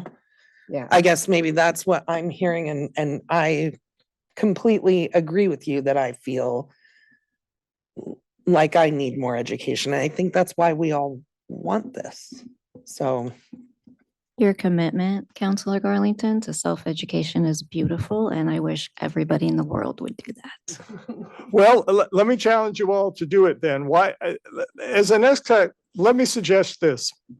Why don't each of you do some research, and you can do it, say there's an area of the broad scope of diversity that you feel you are lacking in, or could really benefit from some greater knowledge in, whether it's LGBTQ or racialization, something where you've read something and you say, I really don't know quite enough about that, or I haven't had quite enough experience in that to be really comfortable with it. See what resources you can find, and something that you might recommend that someone else could benefit from too. But mostly look at it, as Councilor Garlington said, think about yourself. What are my shortfalls right now? Where am I really missing the mark of where I'd like to be on this? And then try to identify a resource that doesn't involve you spending a huge amount of time, something that's a reasonable homework assignment for one another. And maybe the assignment, could you read the one that you found for yourself, and read one of the ones that someone else identified for themselves. And maybe that would be a way to get started. We would have some things in common that way. But then the time we have together would be more of that reflection, and then the step 2, but step 4 really, as it was articulated in Parfay's proposal, to be applying that. Would you all know how to go about doing that? I mean, if you just Googled books about white fragility, or books about white privilege, There's that great classic essay, Peggy McIntosh, from about 25 years ago now, I think, that talks, she introduced the concept of white privilege. And you could read that in 20 or 30 minutes and learn a lot. Let's work on that. Let's commit to working on that as a council. Find some resources on your own. Think about yourself, where you'd like to learn and grow. But think about something that maybe where you think someone else might need to learn and grow.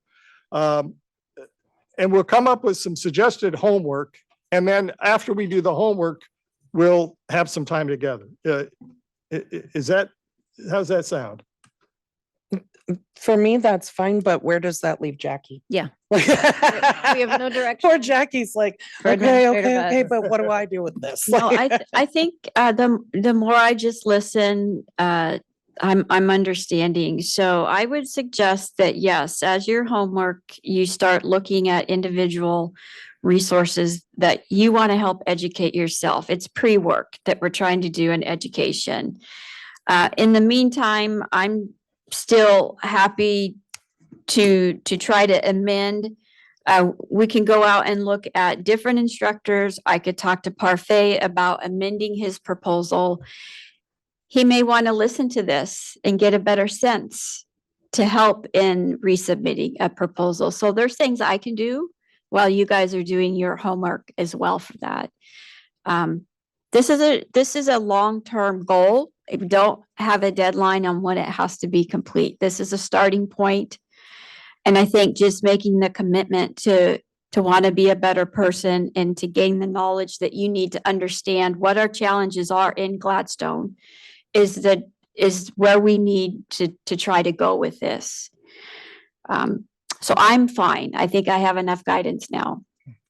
I have a question. I do have one more question. All right, Councilor Garland. I know that some of these, again, I'm just going to go back to the cost. I know that some of these speakers can be $10,000 a day, which to me is absolutely not going to happen. I can't spend that kind of money. None of the proposals we've looked at have been that cost. None of them. Right. So Nor would we. So I'm asking, what do they cost? Where is our cap? What are we looking for? I know you said, let's try to find somebody who'll come to us because it's kind of more cost effective for us rather than us go sit in a hotel for a weekend. Or even Parfait coming down here, we have to pay for his transportation and his lodging and all of He that. can And stay at mine. we have multiple resources in the Portland area, and I don't think we need to add that expense to the bill. Okay. I just don't. So what would you throw a number out? Well, okay, so Parfait's is at 5,000, right? Plus lodging, or that I includes? think it lodging? included everything. Okay. I have found different ones, and when I did ask for resources from our DEI program manager, I said like, not Cambia's budget, because that's way bigger than what we're looking at. And like the one where I said that there was 3 sessions, for instance, they do 3 sessions for $8,000. That's 3 sessions for $8,000. I'm not saying that's the route we'll go, but I'm just saying like cost wise, 1 4, 5, 6 hour day doesn't have to be $5,000. But yeah. So where's the cap? Let's have that discussion. I don't- think it's a valid question. I mean, I think that the people of Gladstone deserve to know how much money we're going to spend on this kind of training. I don't know that any of us are experts in DEI and have an understanding of what a reasonable market rate would Right. be. I do think, the reality is that we are not a particularly diverse city council. And I think that, one of the goals that I see us having with this is to better serve all people of Gladstone. And so I think, in the same way that, the city attorney is highly compensated for his expertise, I think it is appropriate to also find a DEI expert who is highly compensated for the work that they do. I don't know what that number would be, but I don't know that anyone here is going to be able to give you the market rate for DEI training. And it's one great reason why we don't just look at one proposal and accept that proposal. I think it's, doing our due diligence to get 2 or 3 at least. So then we have a choice amongst us to look at the content, the trainer, and the cost. Well, and that also can end up giving us a broader understanding of the market value Yeah. of these services. And I completely echo what Counselor Cook is saying, that the investment, it's not a capital, it's not a thing that the citizens of our community are going to walk by and go, okay, there's our DEI, it's a statue, you know, Right. but it is, they will see it in the way that we work together as a council and also Support our community. represent our city. So, I mean, I don't think that $5,000 is exorbitant for a service of this nature. I would pay for it myself if I could. I'm willing to say I'm not opposed to $5,000, but I don't believe I would be in agreement to 10. So I think that somebody in that, I think that we could find somebody for less than that would do a good job. We may not be the first phone call made, but you know, I think digging into it. We did have about a half a dozen different Right. people suggested to us by one of the people we reached out for first. And we did focus on one Only rather than saying, you know, let's get a proposal from 3 or 4 and compare and see. It's just that for whatever reason, we focused on one particular one on one of those suggested. But again, this conversation, I hope, is helpful to you in terms of where the council is thinking about the level of investment. I think we have budgeted something in our budget for this. And we want to stay within that as well. I'm here for it, Administrator Betts. I know you have a lot on your plate and I'm willing to take this as much as I can off of your plates. Yeah, I would appreciate if you want to take the lead in getting proposals from Absolutely. your referrals on this. That would be very helpful. Absolutely. And I think Maybe we if did throw a name around. we did a discount. process of elimination on the ones that we received from Clackamas Community College due to, I believe one was East Coast. One other one that we looked at, we didn't feel like it would have the right government knowledge that we were looking for. So we did look at them. But yeah, we can continue to do so. The LOC might be a interesting phone call as well. Wondering about that. Okay, LOC, League of Oregon Cities, that might be another resource for some suggestions. Okay, I feel like we're throwing this back in your lap to an extent, but we've also had a good chance to kind of speak honestly with each other. And satisfying everybody is always the challenge. Yeah. Okay. Are we ready to move on to item 3? Chad, I appreciate your patience and sticking with us through this and being here tonight. And I want to thank you for the work that you did and staff did in helping us to see the crossouts, the edits, the changes, tracking the changes that we proposed the last time we met. So we are ready to move on, beginning on section I. But let's begin. Did people have a chance to look at the edited things we did so far? Did anything jump out at you as not representing the conversation that we had back in April? That's a long time to remember. It is.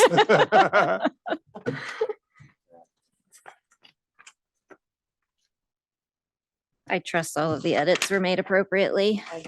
Chad's pretty Okay. good at his job. All right. My experience with this in the past was that was the part of the job that was done the best.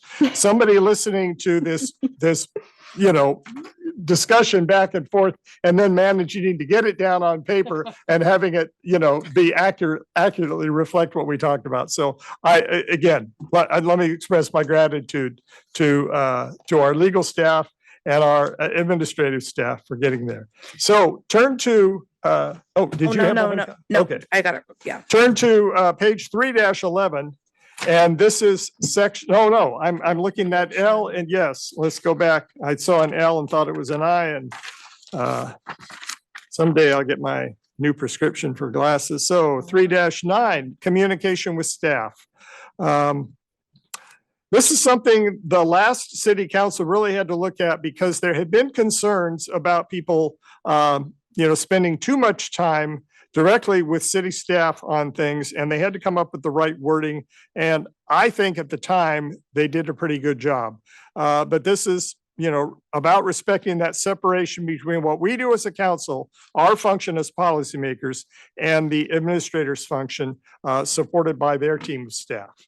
So look this over. Do you have notes? Do you have comments about suggested changes for this? Councilor Alexander. I just had one I noticed. So I don't know if we agreed on it back then because it was a long time ago, but right here under council meetings, see right here, I made the note. Which page are you on? 2-3 in the first one we got. It's like section C. And Yeah. and the new one's 317. 3-2. Okay. And which item in that section? Just under C, okay, number 2. The work sessions develop city policy. I thought in the first one we talked about, at the very end, it says no public comment will, and I have right here be allowed. It's been added. If you look on 3-2. Oh, 3-2, that's from, I'm looking in the wrong spot. So the Okay. 3-2, the smaller copy is where the 3-. edits have been made. Well, in this is the that. one I just got today, right? Yeah, or this, So it's in here. That's your old twice. one, I think. It's no, got here's what my we're old doing. one. That's what I had to. Oh, that's the old Yeah, one. Yeah. I just didn't know where to So look. yeah, we did make that edit. So the edits show up pretty clearly in red. Mhm. Oh, I'm There in you the whole go. wrong See those section. little Oh, tiny okay. pages. I don't know. I didn't know. That's why I asked the question. I was like, well, that's the only one I saw didn't get changed, but I see it now. Okay. Okay. Oh, all So the red. everything in red is the Okay. edits that were made, All right. that we did last 3-9. time. Okay, perfect. All right. I think we all had impressed upon us in our kind of boot camp training and whatever training we had as counselors before we started our jobs, the importance of those boundaries in terms of communication with staff. Any suggestions or changes, or are we comfortable with what's here now?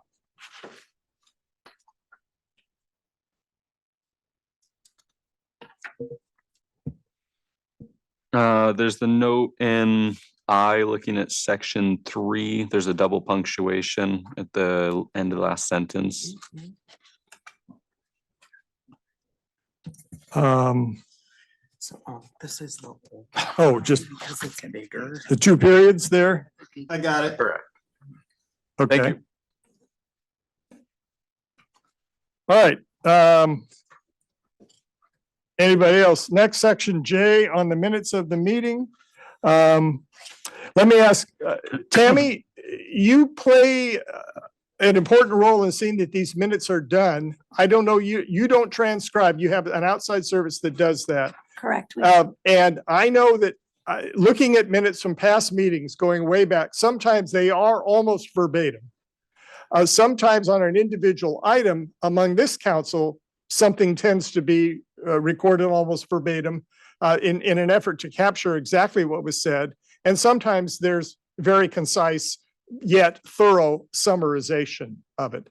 So have we changed the way we really do minutes or? Well, years ago, it used to be more verbatim, and then the council had decided to do a more condensed. And now with our current person that we have, I think have kind of a happy medium. So that's kind of where we're at right now. So that's going to be up to the council as to how much detail they want in their minutes. One item I did notice on this, if you look at section J, item 2, council members should read and submit any changes, additions, or corrections to the city recorder so the corrected copy may be issued prior to the meeting for approval. We've generally not sort of enforced that rule, but the idea was when you get your packet, you look at the minutes. If you see a change in the minutes, you let the staff know and they can make that correction, check the record by the audio or the video, and And then when we get to a meeting, we don't have to pull the minutes out of the consent agenda. They could be approved as corrected in advance. So that's a rule that's there. I think it's a good rule. It's just one that we haven't really applied or used very much. My question on that is if a counselor did submit a change, then would that change be presented to the council prior to, because council already has minutes, so counselor, they're not gonna know if it was changed. Does that make sense? Yeah, I think They're not gonna know that I made a request to change. if the timing is right, it Shared. could probably be emailed to everyone before the meeting, the way a lot of things are. When we get a last minute application for an opening or something else, sometimes it'd say, this was too late to get in the packet, but we're emailing it to you now and you'll have a hard copy on your desk when you get there Tuesday night. I think that's the way in practice it would work. Correct. Um, So are you asking if we only want to do it this way or if we want to do it both ways? What- Well, I'm just saying, do you think this is a good rule and do you think we should sort of begin abiding by it? I would say no. I think the existing rule creates more work, causes further paper to be printed. The motto that we've been following, although not in the rules, seem to be working. And so I would propose that we amend that language to follow the model that we've used for the past half a year. Okay, so should we, You could just delete the second sentence. yeah, okay. So let's take that out. So we may amend the minutes and under no circumstances would we amend them after approval by the council. Okay. All right, so your suggestion is just delete the second sentence. All right.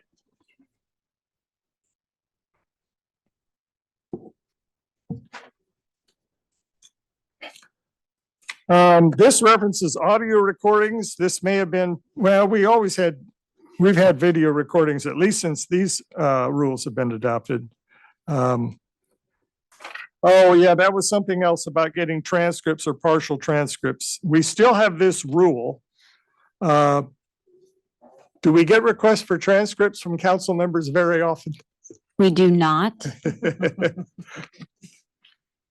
I think most of us are aware that you can get them on YouTube and review it. Like, And in fact, now, since it's yeah, public record. We it's don't not really always do this. accurate, but I think you can see a live transcript as you're watching the video if you punch the right place on the screen. Again, you could get rid of all of that. You could have the first sentence, the city recorder designee will make an audio recording of all meetings. And the city recorder is authorized to produce transcripts as required by law, but the rest of that could be deleted.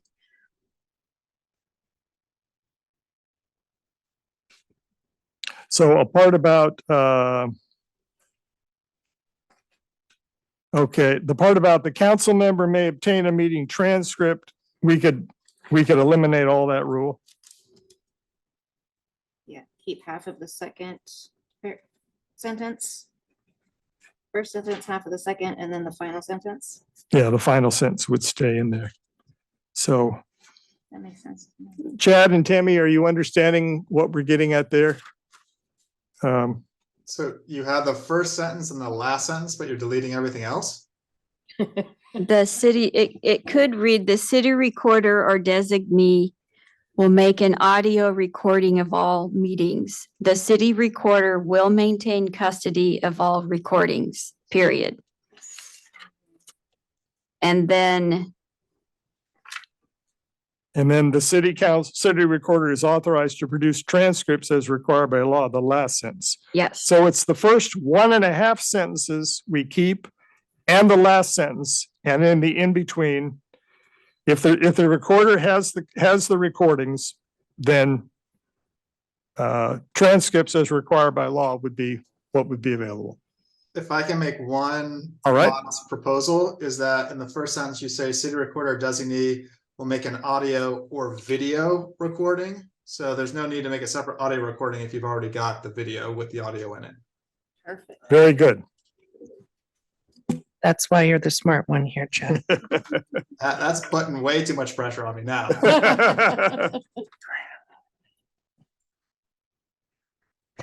So Mayor, if I could just interrupt, there's one issue that some other cities have been dealing with and related to meetings. So it goes back towards sort of the beginning of your rules. I'd just like you all to talk about that issue at some point.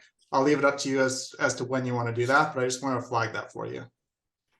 All right, you can alert it to us now. Sure. We familiarized ourselves with what we did the last time by preparing for this. So go ahead. Perfect. Yeah, so when you go back towards council meetings and we talk about telephonic and electronic meetings shall be held in compliance with state law, that is in C8. Up to There's page 3.3. Yeah. Yeah, there's a question that some cities are grappling with, and you don't have to deal with this now if you don't want to, but there's been requests for members of the media to attend executive sessions via Zoom when you all may be present online. And some cities have had lots of concerns about that because you can't confirm whether or not anyone else is in the room. You can't confirm whether or not the member of the media is taking screenshots or otherwise recording the executive session. So for security purposes, those councils are adding language to the rules that prohibit members of the media from attending executive sessions via Zoom.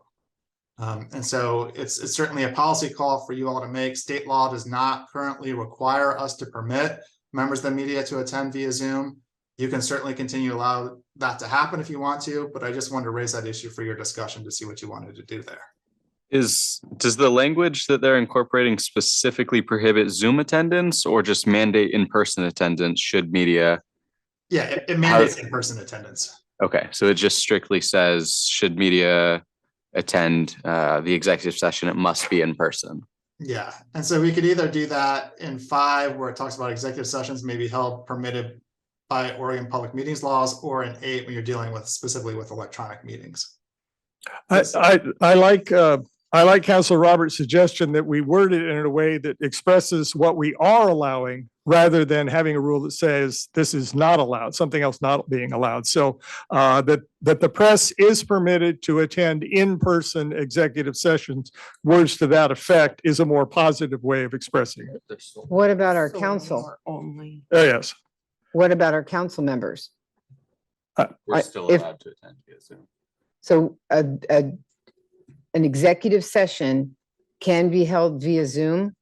Yes, but we would not allow press for the reasons that Chad said some cities have concerns about. But what would be what I guess you're holding how do we know there's not? council members How that does the have- say? Yeah, yeah. I mean, I could have a family reunion standing behind me. Yeah, that's right. So it's whatever's legal. That's right. I think that whole thing expresses a little bit of a bias against the press because you're right. We could do the same thing. We could have reporters sitting with us in the room or not reporters, just anybody else. So However, at the same time, we've taken a sworn oath to faithfully expel the duties of the office. So we're held to a higher standard sworn by a judge. all right. Agreed. So let's clarify in our rules that we would not have press at Zoom executive sessions. We would allow press only at in-person executive sessions. Should we put it in 5 or 8? What if the meeting is only a Zoom meeting? Is that legal? If the meeting is only a Zoom meeting, then you could require them to come to City Hall and attend the Zoom meeting there as opposed to doing it from home. Nice. I like it. That seems a solution. Yeah. Yes. I vote we put the language in 5. Since it's addressing executive Okay. sessions. So, Chad, do you want to generate some language yourself for item 5 based on what you've experienced with other cities? Will Okay, do. thank you. Thanks for taking the time to discuss that one. No, that's a good one. And I think I was just reading something else in the news about that this week too. So I know it's still on the minds of people. Okay, we looked at section J. Adjournment upon a motion and majority of the vote of the council members present, any meeting of the council may be continued or adjourned from day to day or for more than one day. No adjournment may be for a period longer than until the next meeting. We usually use the word adjournment to mean that's it, the meeting's over. Sometimes we talk about, I don't know if there are other words, recess. What is it we use when you want to kind of finish a meeting but plan to continue that discussion at a subsequent meeting? Do we have different language from Robert's rules that should be a part of this?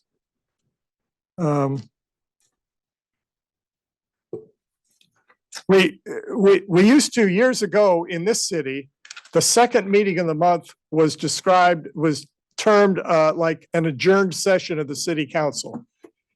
If they had a second meeting, it wasn't usually a work session, it was another business session. But it was like the main meeting on the second Tuesday was held over for additional business at a second meeting, and they had a term for it.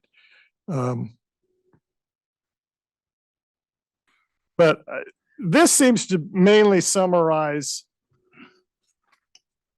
just the adjournment at the end. Is there anything else that needs to be a part of this?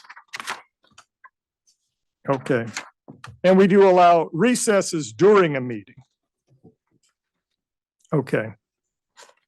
The issue I brought out about, stopping a meeting one day and resuming the same topic, I think that you can still adjourn a meeting and bring up the same topic at another meeting without having to have any special language about that. Right. Sometimes you may continue a discussion of an item to the next meeting, but you can still be okay with K adjournment as written Okay. here. Very good. Thank you. I overthought that. Item L, bias and disqualification.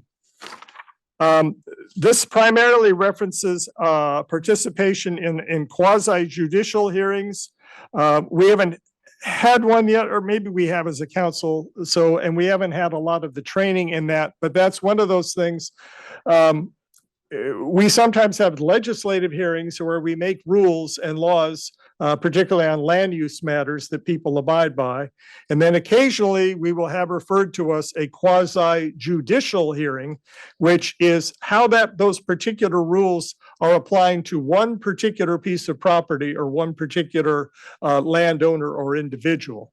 And in those rules, we have to be very careful about having no bias, about not having heard evidence from outside, from some other source that not everybody is privy to, and not having a conflict of interest. And that's why our script for those kinds of meetings asks those questions, whether somebody needs to abstain from participating or declare a potential conflict or an actual conflict. And so that we're very clear with the public that what acts as, we'd use this term quasi judicial. You're acting like a jury in a court case, and it needs to be more along the lines of that separation and the boundaries that you would have with the jury. You don't go home and look up the trial in the newspaper and read what the news had to say. You hear the evidence at the hearing and let that only be what you do. And this summarizes those rules.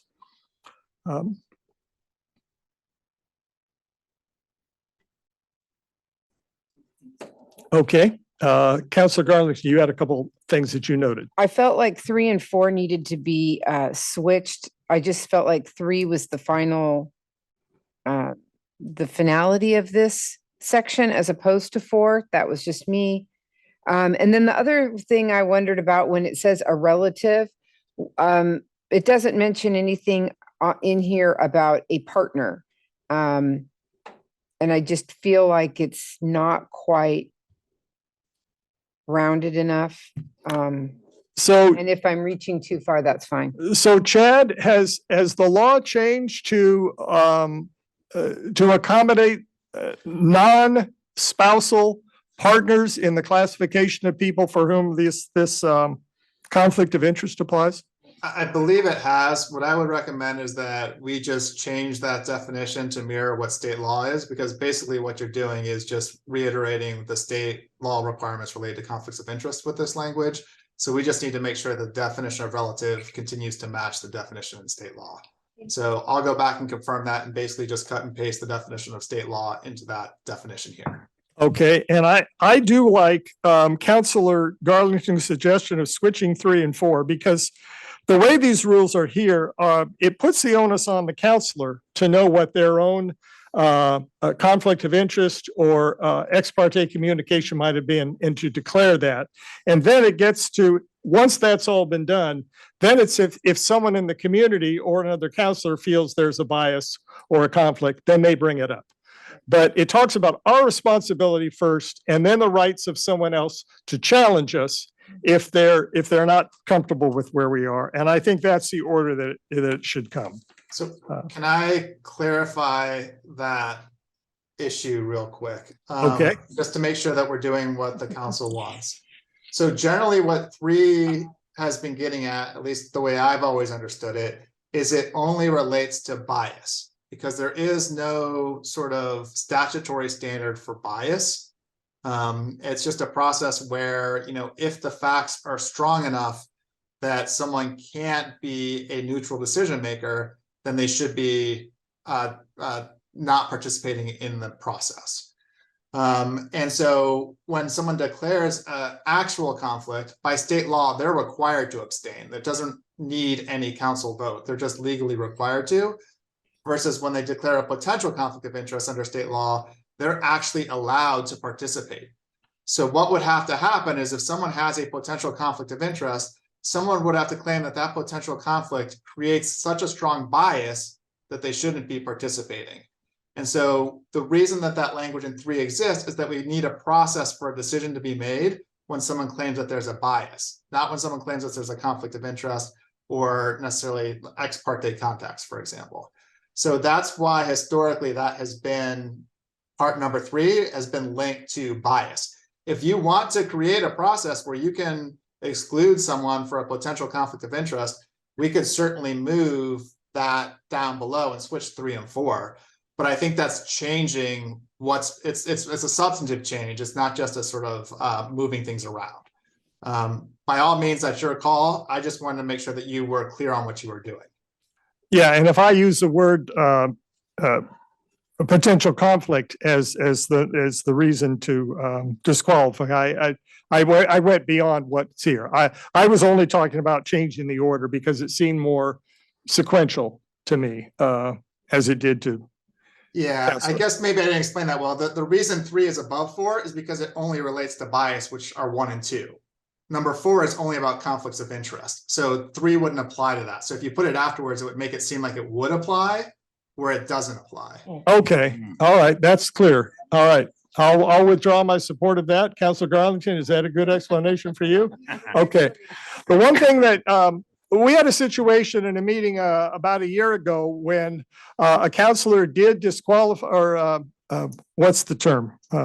Not disqualify, abstain from deliberating as a council member, but then participated in the hearing as a private citizen and expressed opinions on a matter before the council.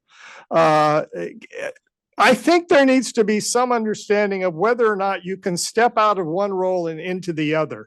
I've heard, in advice we've been given on ethical training for this, sometimes they say you should leave the room altogether so that your facial expressions and your head nodding and all the rest don't influence the rest of the council.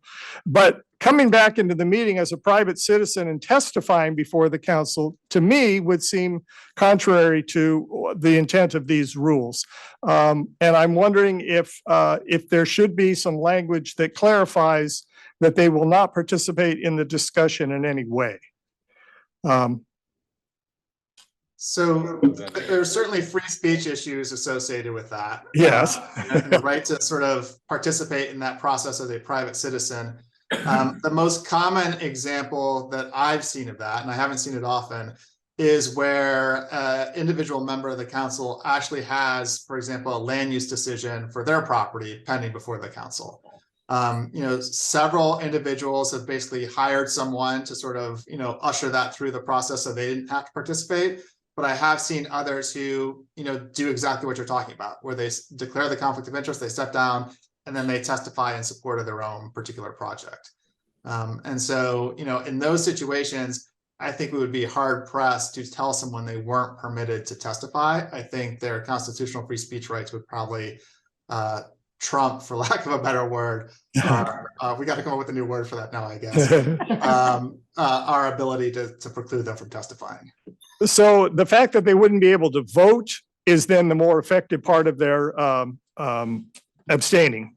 Yeah, and they're not allowed to participate in any official capacity, so they have to be treated just like any other member of the public in their shoes. Okay. So they wouldn't deliberate. They could testify on their own behalf, but not deliberate when the council deliberates. Correct. All right. Okay, have we, I brought that up. Or do we have a good explanation? Thank you for clarifying an example, providing an example where it would not have been the same as the one that I was thinking of. So are we okay on I then the way it is? Yes. L. All right. Ex parte contacts and disqualification, it kind of continues the same theme. We did have, there's one edit already made just to have more gender neutral language in paragraph 2 at the top of 312. Is there any other part of this that we want some clarification on? And again, this is one of those things where we generally get some training in advance that says, if someone approaches you at the grocery store and wants to know how, what your thoughts are about this land use matter coming up at Tuesday night's meeting, this is where you have to say, I really can't discuss this with you because my action on this needs to be based only on the information I hear at the hearing and nowhere else. So I don't know that we've had all that training yet, but some of you have, I know, and you've been reminded of the importance of all that. Ethics Commission requirements and reporting.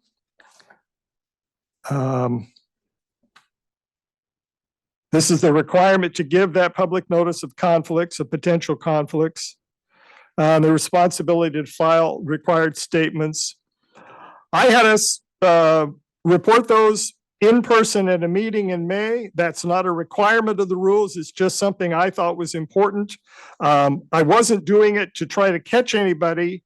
I was doing it to assure the public that we are in compliance with that requirement.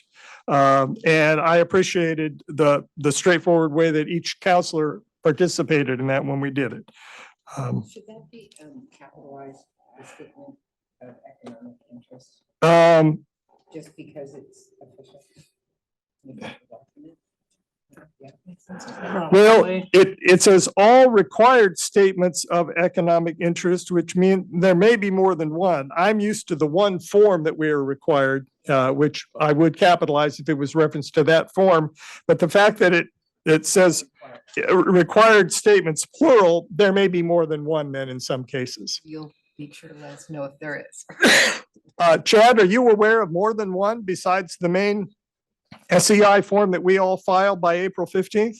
There used to be more than one. They several years ago, long time now, switched it just to the annual one. But I think the way this is worded is it means that each time you're required to do it, you have to do it annually. And so, in your 4-year term, you're going to do it 4 times. So okay, very good. That's a good interpretation. That lets us leave it the same. Makes the amending a lot easier. I had one thing. Yes. Is it necessary that there's any language in N section 1 that dictates when a counselor must review the rules? Or is that intentionally left ambiguous and just it's the onus of the counselor to ensure they fulfill that duty? Well, as soon as you become a public official under state law, which is basically when you're sworn in, you're subject to these laws. So presumably for your own personal interest, you'd want to review those before you take your oath of office to know what you're getting into. Okay. You could certainly impose a requirement that they do so, but that's not, I think the goal of the rule itself is that you maintain a level of familiarity with these laws throughout your entire term. Right. I don't think I was in favor of initiating a rule into there. I was just curious if it was necessary. Thank you. Okay. Oregon Public Records Law, that's not to be confused with Oregon Public Meetings Law.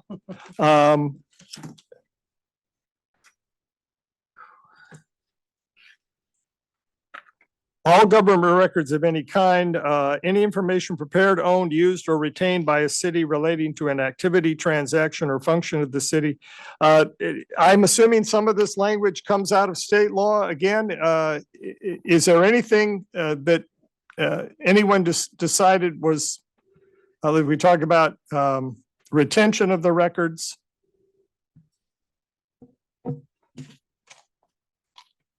I'm curious to what the intention for in section 1, the term every person, just why it's in quotation marks. Just for my own understanding. That's what state law, the term state law uses. Okay, thank you.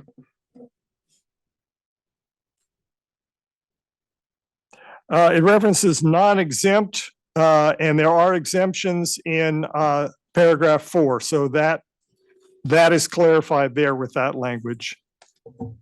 I'm not seeing any verbiage to this, and Chad, please correct me if I'm totally missing it.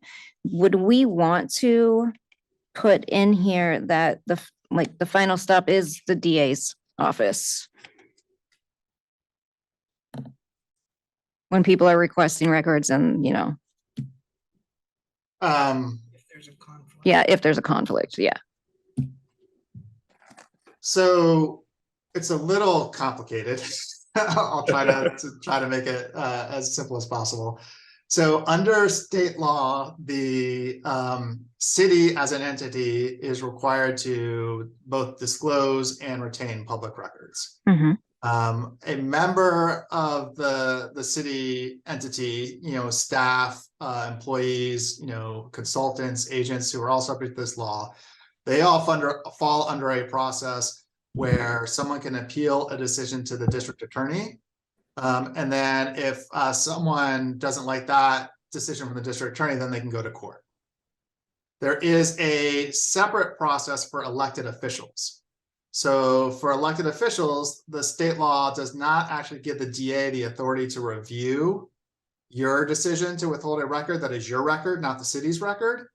And in that case, the person has to go directly to court to challenge that. And the idea is that they didn't want one elected official having to review the decisions of another elected official. That makes sense.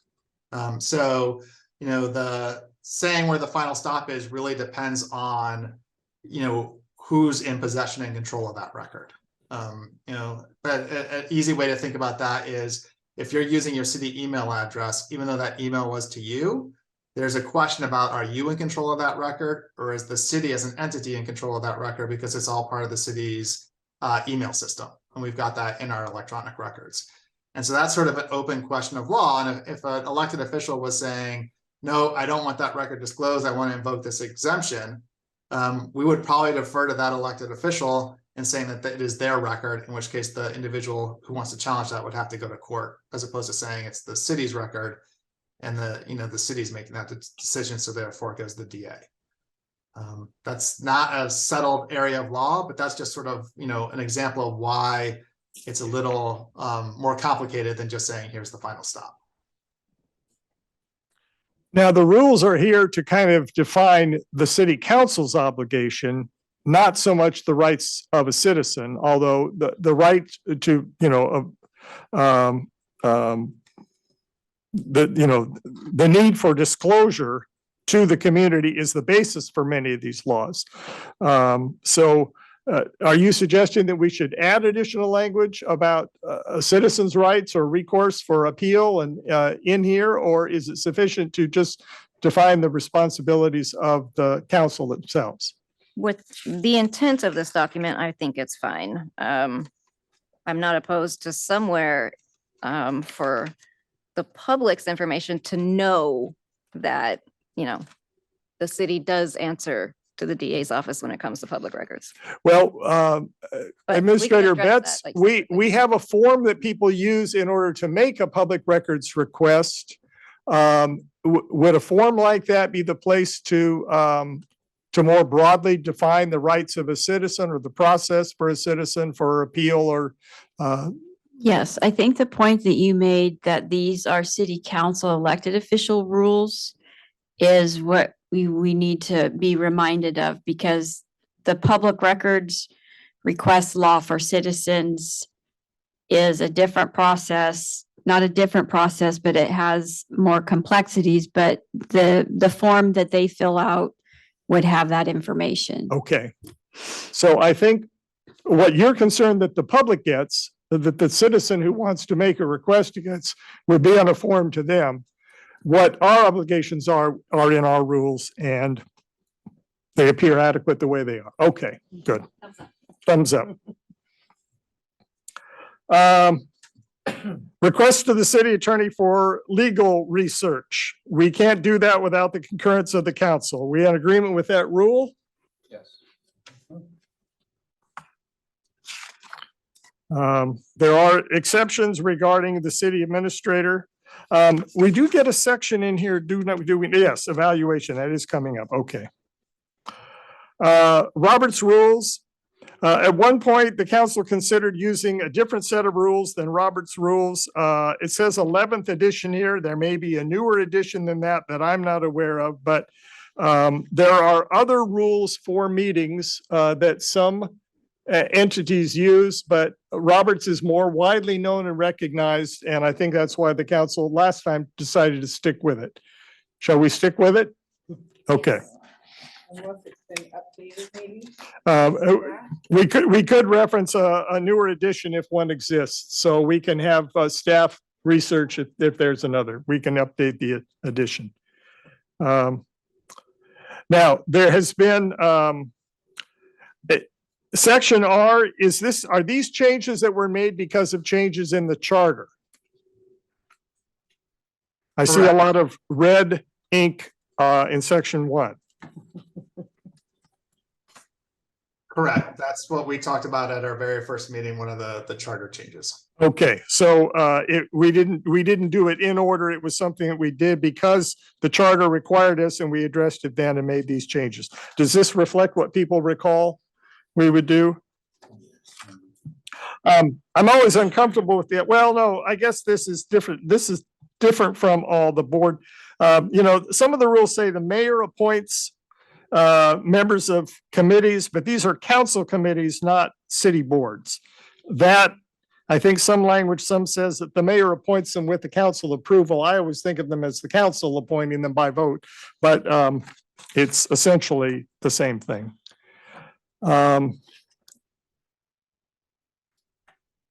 Okay, we get to section 2, new section 2 on page 314, citizen appointment and removal. I had a question on the previous Oh, yes. section. Under citizen appointment, and removal, E. Sorry, I think we were actually right on. 314, section E. So 2E, Yes, thank you. 2E. Let me find the exact. There is a rule in here that says members of a board, committee, or commission who are absent from more than 3 regular meetings in a calendar year are considered to have resigned from that board, committee, or commission. I think this has happened. it has? Yep. Well, not the Yes. removal. No, the no, I'm saying absence. yes, and the removal too has happened.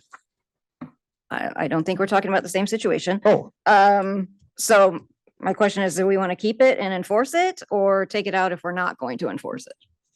I also had notes here and I was curious if these were absences of an excused manner or absence specifically means those who were not present without making notification. No call, no show in the work world? Certainly.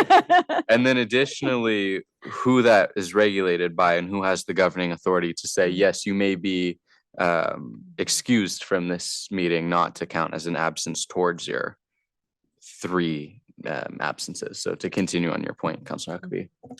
Great. so you would both maybe like to see some language that talks about an unexcused absence or Well, if we something were to to that effect? incorporate something of such nature, it would have to also come with who has the governing authority to enforce that. Yeah. And that's what I'm curious about if we were to go that direction. And if we are going to enforce it. And potentially, to add another thing, potentially what would be an example of an excused absence? So for example, a medical Yeah. condition.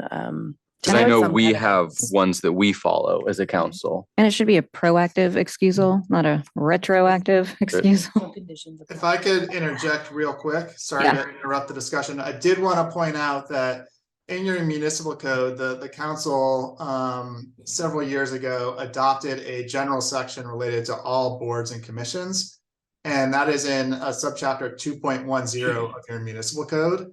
And then 2.10040 has this specific language related to absent from 3 regular meetings in a calendar year are considered to resign. So you can certainly have this discussion, but if you want to make this change, we'll also need to make an ordinance change to amend the municipal code. So you take that language out or clarify that language however you want. But right now, what the language in the rules is doing is just mirroring the language that you have in your municipal code. Is that the ordinance that says that we have 7 members per board and this is the work of each of the boards? Yes, that is Okay. correct.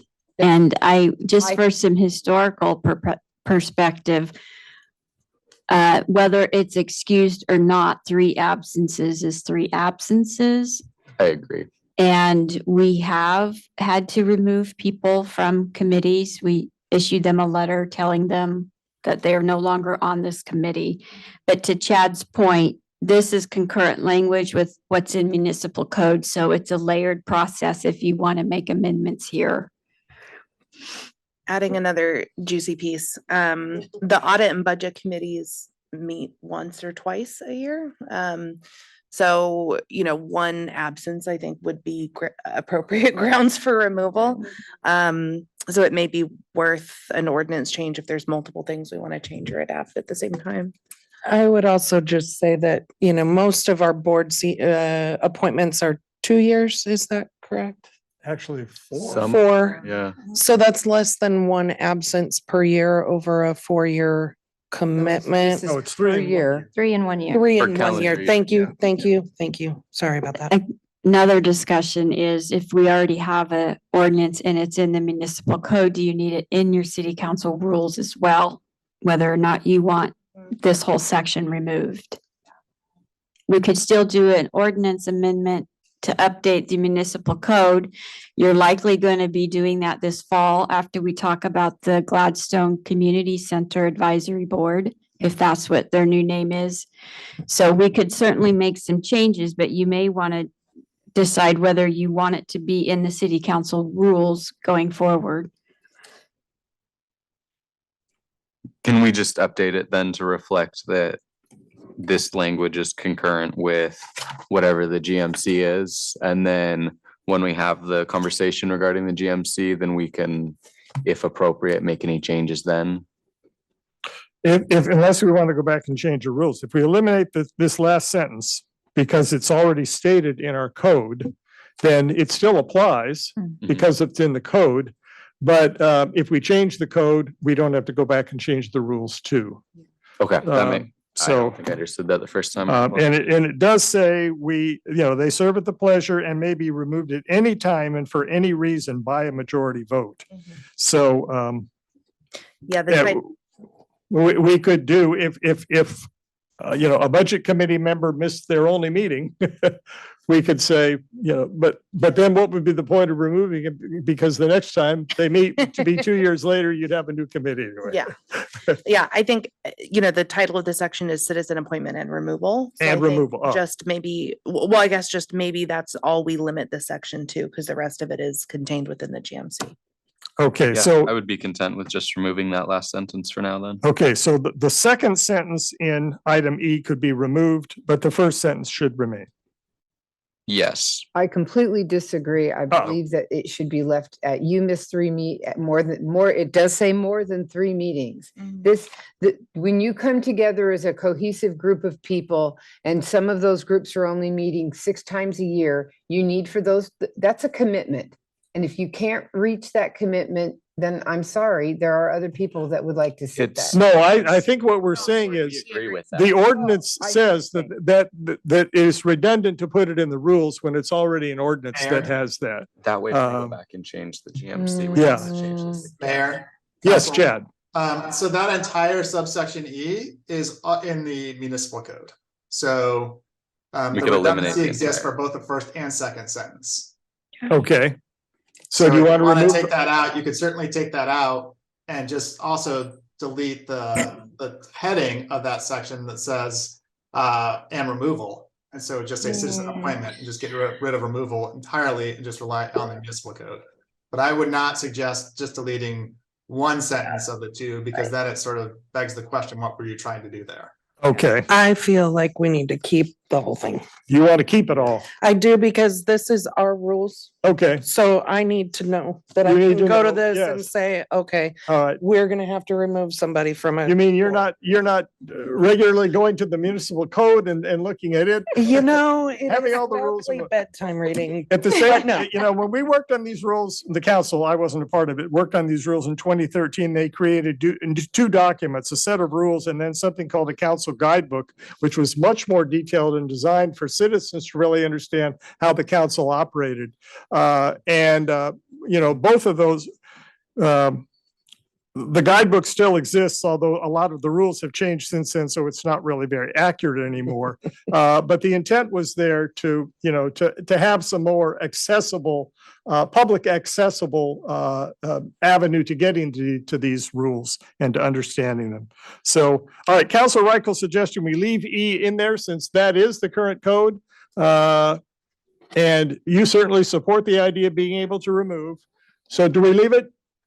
I'm fine leaving it. I just want to make sure we're all in agreement. I It think. needs to I be think- enforced. Oh, yes, okay. So is there a way to, I mean, when you say to enforce, so what would, if you found out that somebody wasn't on, it wasn't in a meeting, a member, what would be, I'm asking for just knowledge, what would honestly your first, would you send an email to our administrator and say, I've noticed this person hasn't been at the meetings, can you look into it? Yeah, I think what administrator you Betts would do? should be the first stop. So should we put that in here? That's a good question. Well, typically the staff person of the committee is aware of that, and it's done internally, Oh, whether it's the police chief with traffic safety or the community services manager. If there's an instance where you don't feel like we have been enforcing that, I would like to know. I do know, because I sign the letters that revokes them, that we have in the past removed members from that. Or the chair of the committee sometimes will also bring it to the staff person's attention. So. Go ahead. Go ahead. Oh, Chad, I had a different question for you. When we were appointing people to budget committee, some of whom were also serving on planning commission, you indicated at that time that there may now be under state rules, some kind of limitation on people serving certain overlapping committees. There's an inherent conflict in what they do. Should we incorporate it in that in these rules, or by reference to a specific state law that has to do with that? Do you recall that? I think Yeah, I do recall Planning that. Commissioner Pat Smith applied to serve on the Budget Committee, and we had to tell him he couldn't do both. And he said he'd want to stay on Planning Commission. Yep, I recall that. I just, I was looking at the rules to see where you would want to put that in here. I would also want to look through the municipal code again to see if we need to make an amendment there. But I'm happy to take a look at that if the council wants that in the rules, instead of trying to draft something on the fly here, but come back to you with proposed language if that's something the council wants to do. That would be a good way to do it. I want to be sure that we're in compliance with state rules, and that was one that I was not aware of, and we hadn't always followed that rule in the past. But if it was something new because of a case or something else that you know of, we want to be sure that we're in compliance now. So check on it, draft something, and we can review that when we get to this, for the next stage of this. One question I have just in general on the title of section R, which is 3-13. It says commissions, boards, committees, organizations, and media, yet I don't find language for organizations and media in this section. So could organizations and media be struck through.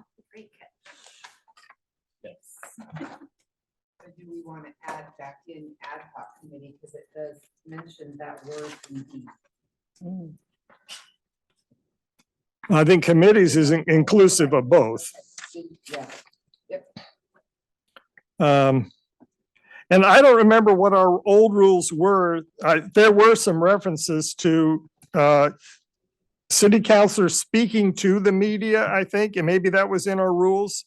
And it was in this section at one time, but you're right. Yeah, it's not, it doesn't apply to this language anymore at all. Perhaps. That's under section G. Well, Councilor Reichel, I think, has it right. It says 3C on 314. Yeah, oh, now it's 3C, sorry. Yeah. Looking at the, Council shall be mindful of their role as individual council members and not representing the full council unless specifically authorized to do so, and facilitate full discussion and participate. Wait, is that where? yeah, I mean, that's where, Yeah. that's where I was looking. Indirectly, that's what you're thinking. It is indirectly, but it So follows talking that to rule. in talking to the media, you are speaking as an individual. Under not section G, council member conduct, it talks about representing the official city position with the media. So So it's like a duplicate having it under this section. no, I just think where the media is addressed is under section G, council member conduct. The mayor Okay. had mentioned that that was an issue previously with a counselor talking to the media, and I think it falls under section G, council member conduct. Okay, so I think you're right, then we can remove the words organizations and media from the title of section R. And the comma.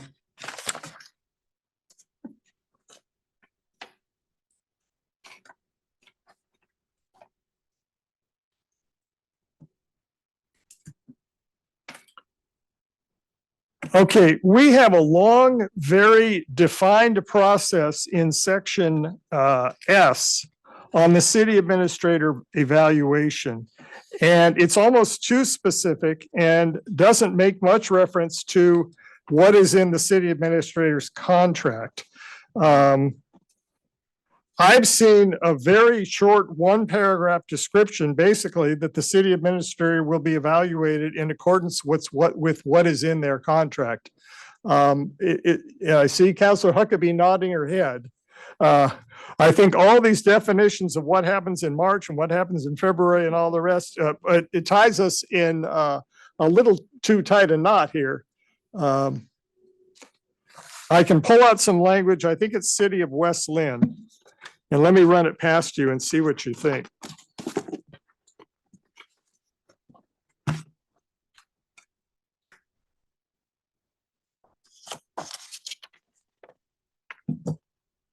Of course, I'm not going to be able to.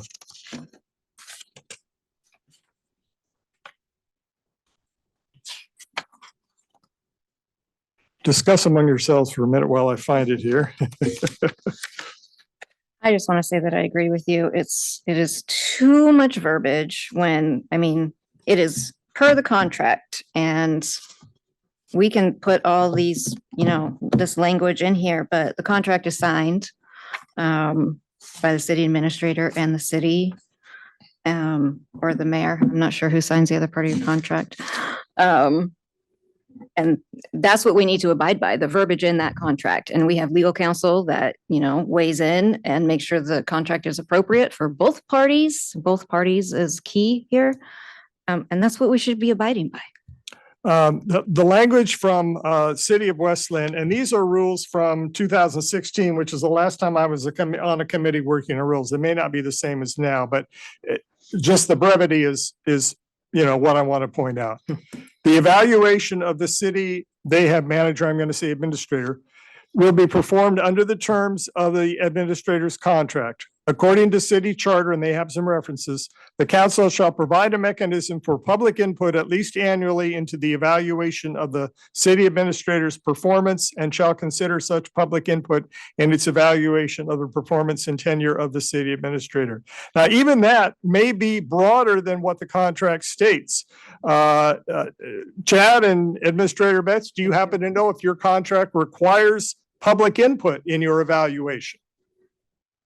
Well, Chad, you don't think it does? You're muted. Sorry, I don't think it does. I'd have to go back and look to confirm, but as I recall, your latest amendment basically just said that you will do an evaluation in 2024 in accordance with the council rules. So. Okay, so we need to amend our council rules so that it doesn't, we're not stuck with this February, March, all these various deadlines. But are we referencing, if we get a circular reference here, if the contract says the council will do an evaluation according to the rules, and the rules say we will do evaluation according to the contract. Do we need more specificity than that in order to have a real rule? Yes, I would say that if you want to, and just given the current language of the city administrator's contract, I think you would want to just have some language that, talks about a process, and it could be in a process outlined in the contract or as agreed upon between the council and the city administrator. And you could leave it as simple as that instead of having a complete process here. But then that would require you to then, of course, agree to a process with the city administrator. All right, council, is that a direction you think would be more appropriate? Councilor Huckabee, you weighed in on this already. What do you think? I want to see if I heard that correctly. We could put the process in the contract, Chad? We could. The current contract, which runs through June 30th of 2024, basically says that the council will do a performance evaluation of the city administrator in 2024. So sometime between January 1st and June 30th of 2024, you're supposed to do a performance evaluation. But what the contract says is it will be done in accordance with the rules. So I think at the time that we did that amendment, we were looking at this process saying, okay, in February of 2024, you're going to do the performance evaluation. If you want to take all this language out, we would either need to amend the contract to create a process, or we could just add language about saying a process that you agree upon. The other option is, looking to future contracts with the city administrator, just ensuring that you have a process in that contract if you just want to refer to the contract. But our current contract with city administrator Betts, was specifically thinking about not doing a performance evaluation in 2023 because it's this brand new council, giving you all time to get your feet under you, and then doing the performance evaluation in early 2024 before the decision is made about her next contract. So I seem to remember in a previous council meeting I sat in on prior to being a counselor, and I might not be remembering this correctly, but there was some verbiage that said the evaluation would happen like mutually agreed upon or something to that effect, where it gave the administrator a little more say in that evaluation. Not the evaluation itself, but when and if it happened. Am I remembering incorrectly? Or was it removed, that language removed? If you want to, including the mayor, if you want to talk amongst yourselves for a second, I will pull up the contract and then I can give you the exact language. but I would like to caution all of you that regardless of the person in the position, you still need to have standard language that doesn't get you circular. So Yeah. you could say that it's in accordance with the contract and the charter. I just want to make sure that We're talking about the position and not the person in the position. Correct. This is the one area of required business that the council does, which we don't get the same level of staff support because you are the one being evaluated. You don't even come to the council and say, by the way, it's time to do my evaluation. We're supposed to know that and do it. And my observations of, watching the council over the past 6 or 8 years, it's not always right front and center in their frame of mind. So having some good language, having dealt with it, knowing that we have this coming up next year is good for us Yes. to remind us that we have that role. And it's completely appropriate that you not be our staff resource in your own evaluation, Right. other than, what's in your contract. And which affects the timing. And you ought to have that right to declare a preference with a brand new council as you did, you or anyone else in that position. Or city attorney or municipal judge. You have 3 contract employees that you oversee. So I think for this language, it was so specific that you couldn't hold to the timeline that is created in the city council rules, because if a city administrator starts April 1st, you can't meet what's in the city council rules. And if you have to do the evaluation started in February and you have 4 or 5 new city councilors in February too, that puts them in a position they've never been in. So Correct. a lot of reasons for not having this level of specificity. Perhaps we change so- it to Yeah, April and- it needs to be significantly reduced. So the language in your current contract has 3 separate sections related to performance evaluations. The first one says that the mayor and the mayor and city council shall periodically identify concerns to the city administrator, either by informal discussion with her or more formally. The city council and city administrator may choose to participate in a formal performance review. Such performance evaluation shall be done in executive session and consistent with the Oregon's public meetings laws. So that, Councilor Huckabee, I think is where you were talking about sort of the language Yes. of saying, yes, we need to agree. This says may choose. Yeah, Yep. the second section, subsection B of that same section of the contract says, notwithstanding that last section, the parties agree that the city council shall conduct a formal performance evaluation of the city administrator in February of 2024, following the process set forth in council rules. So when we amended the contract last time, there was an agreement to, notwithstanding the language about, agreeing or not agreeing, that you will do one in February of 2024. So that's, I think, where the 2 differences lie. Thank you. So by all means, getting back to the rules, we can certainly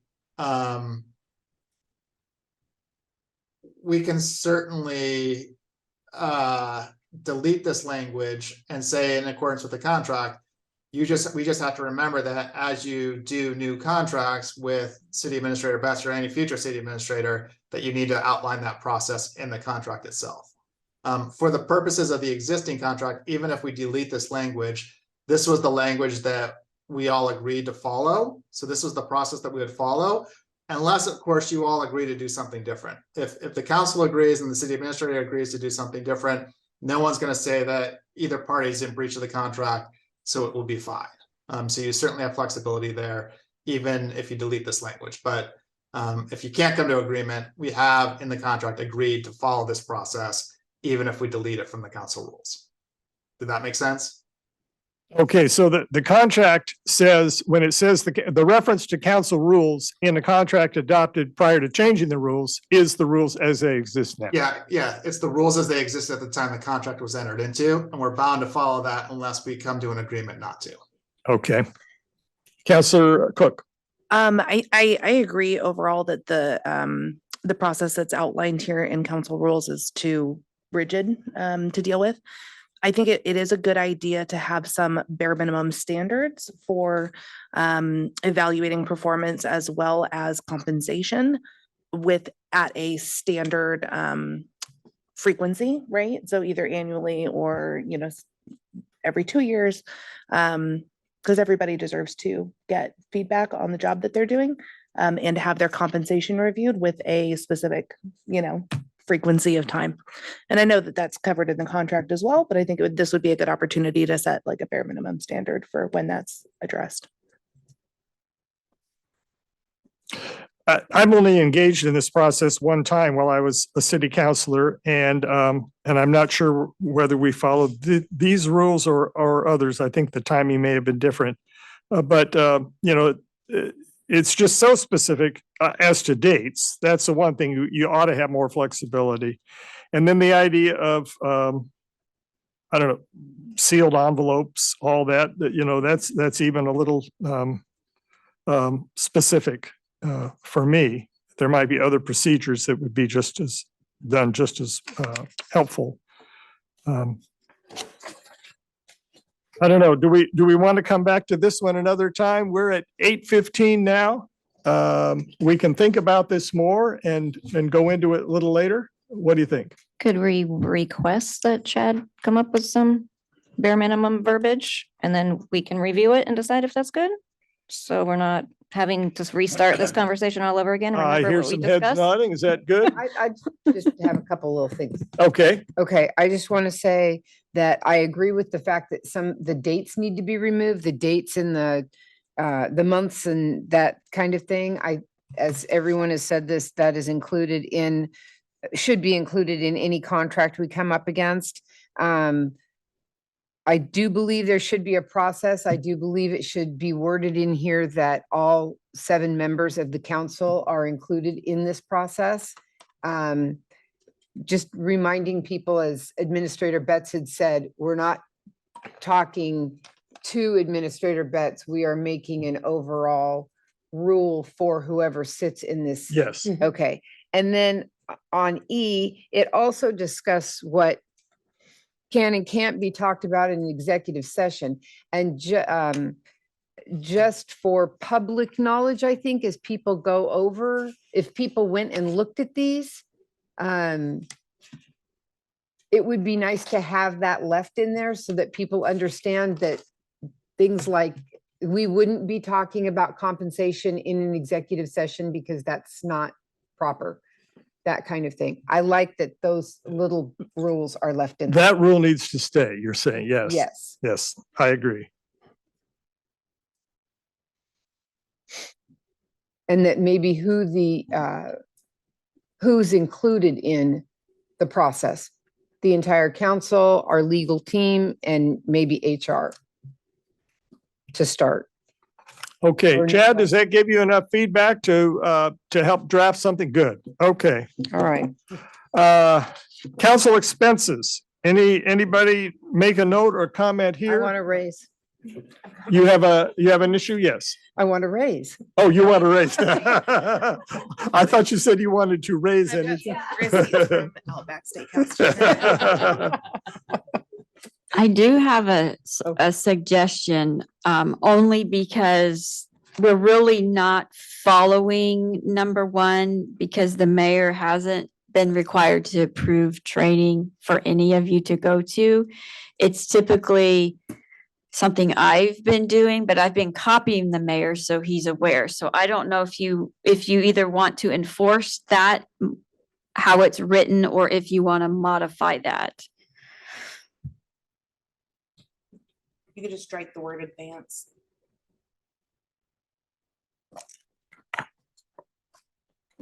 It almost gives me a veto power that I don't have over other things. Gives the mayor a veto power that they don't have over other things. Yeah, I remember the discussion of this one the last time too, trying to get the wording right, because there was confusion over what one of the sentences meant in its original form. You had to define what other than routine expenses were. That's why that parenthetical phrase is in paragraph 1.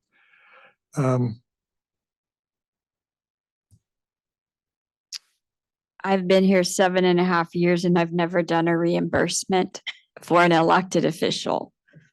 Oh, because you've paid in advance. We pay in advance for you to go to League of Oregon Cities training, any type of workshop.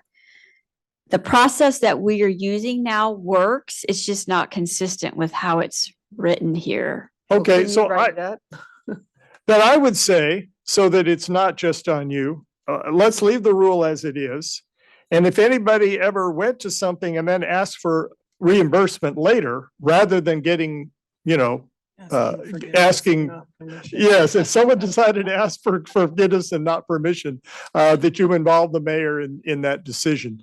But it sounds as though for quite a few years, the process on behalf of the counselors has been to request to go first, to get approval, and to have it, in fact, most likely paid directly. Correct. And if it's all of you do a great job of asking, first of all, I appreciate that. If it's in the budget, it's not an issue. And then generally I let the rest of you know, like the League of Oregon Cities, if all of you want to attend. So there's not one elected official that is just out there seeking training on their own. Usually all of you are aware of it, and that process does work, but we could leave it, like you said, if somebody is wanting a reimbursement, this is the process they would have to follow.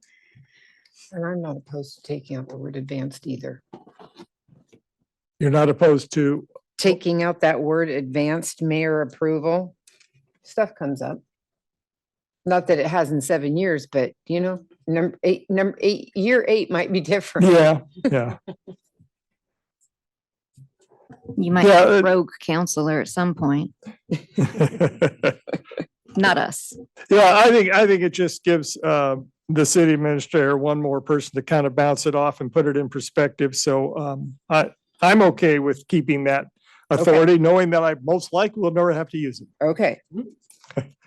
Okay, we've gotten through Can I just everything clarify- else in the rules. Oh, Go ahead. Mayor, I'm sorry, can I just clarify that last discussion? Because I Yes. don't know that I quite tracked what you wanted to do there. We So with didn't the change word anything. Advanced, you want to keep the word advanced in there? I know you want to keep the mayor's approval, but advanced, do you want to keep in there, or do you want to take advance out? Because the way I read that rule now is that if you want to be reimbursed and the city's not paying for you, you can't ask after the fact. If you didn't get advance approval, then you're not going to be reimbursed.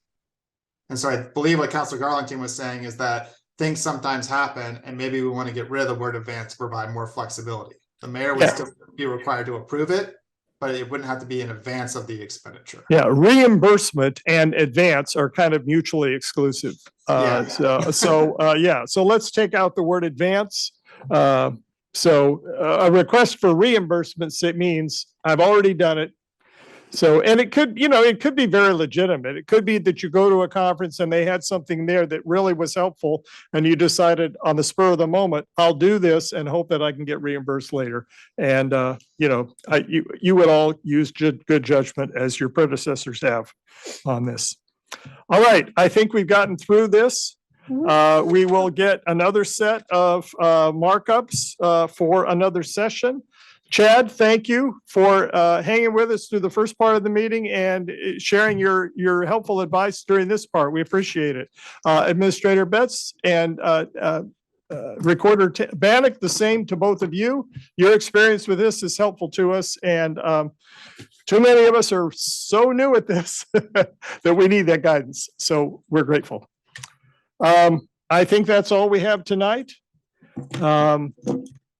If there's no objection, or let's just take a motion then. So, I'll make a motion to adjourn. Second. all right, Counselor Huckabee moved, Counselor Roberts seconded. Let's do a roll call for adjournment. Counselor Huckabee. Yes. Counselor Alexander. Yes. Counselor Reichel. Yes. Counselor Cook. Yes. Counselor Roberts. Yes. Counselor Garlington. Yes. Mayor Milch. Yes, we are adjourned at 8:25 PM.